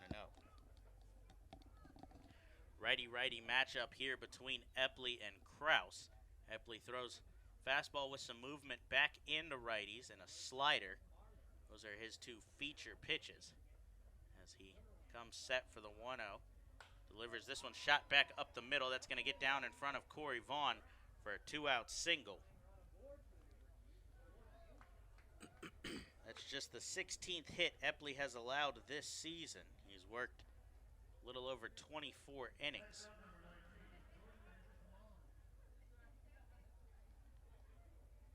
He asks for a new ball here as he tosses that one out of play. So Krause is aboard with the right fielder Jordan Hinshaw. It's worth noting Krause leads the Bees in stolen bases at 15. Although incredibly gutsy to send him here. Wiggins with a good arm behind the plate.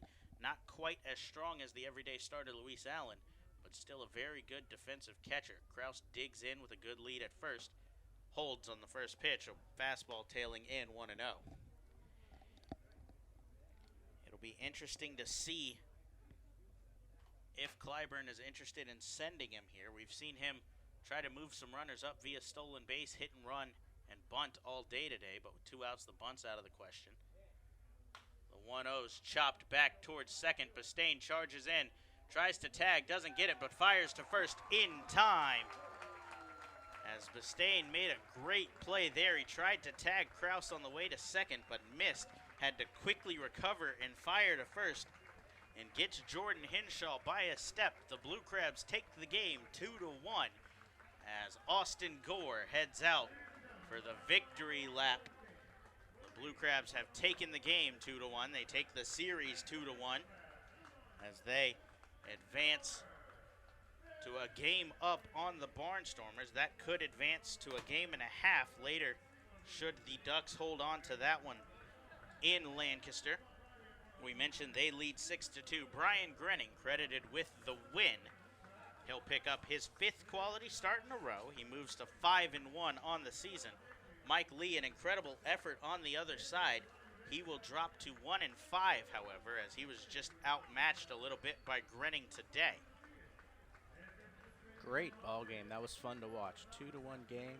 Both pitchers battled, and the bullpens came through at the end for the Blue Crabs today to get that W. A great win for the Blue Crabs. A great series here against the Bees. These two have battled tough all season.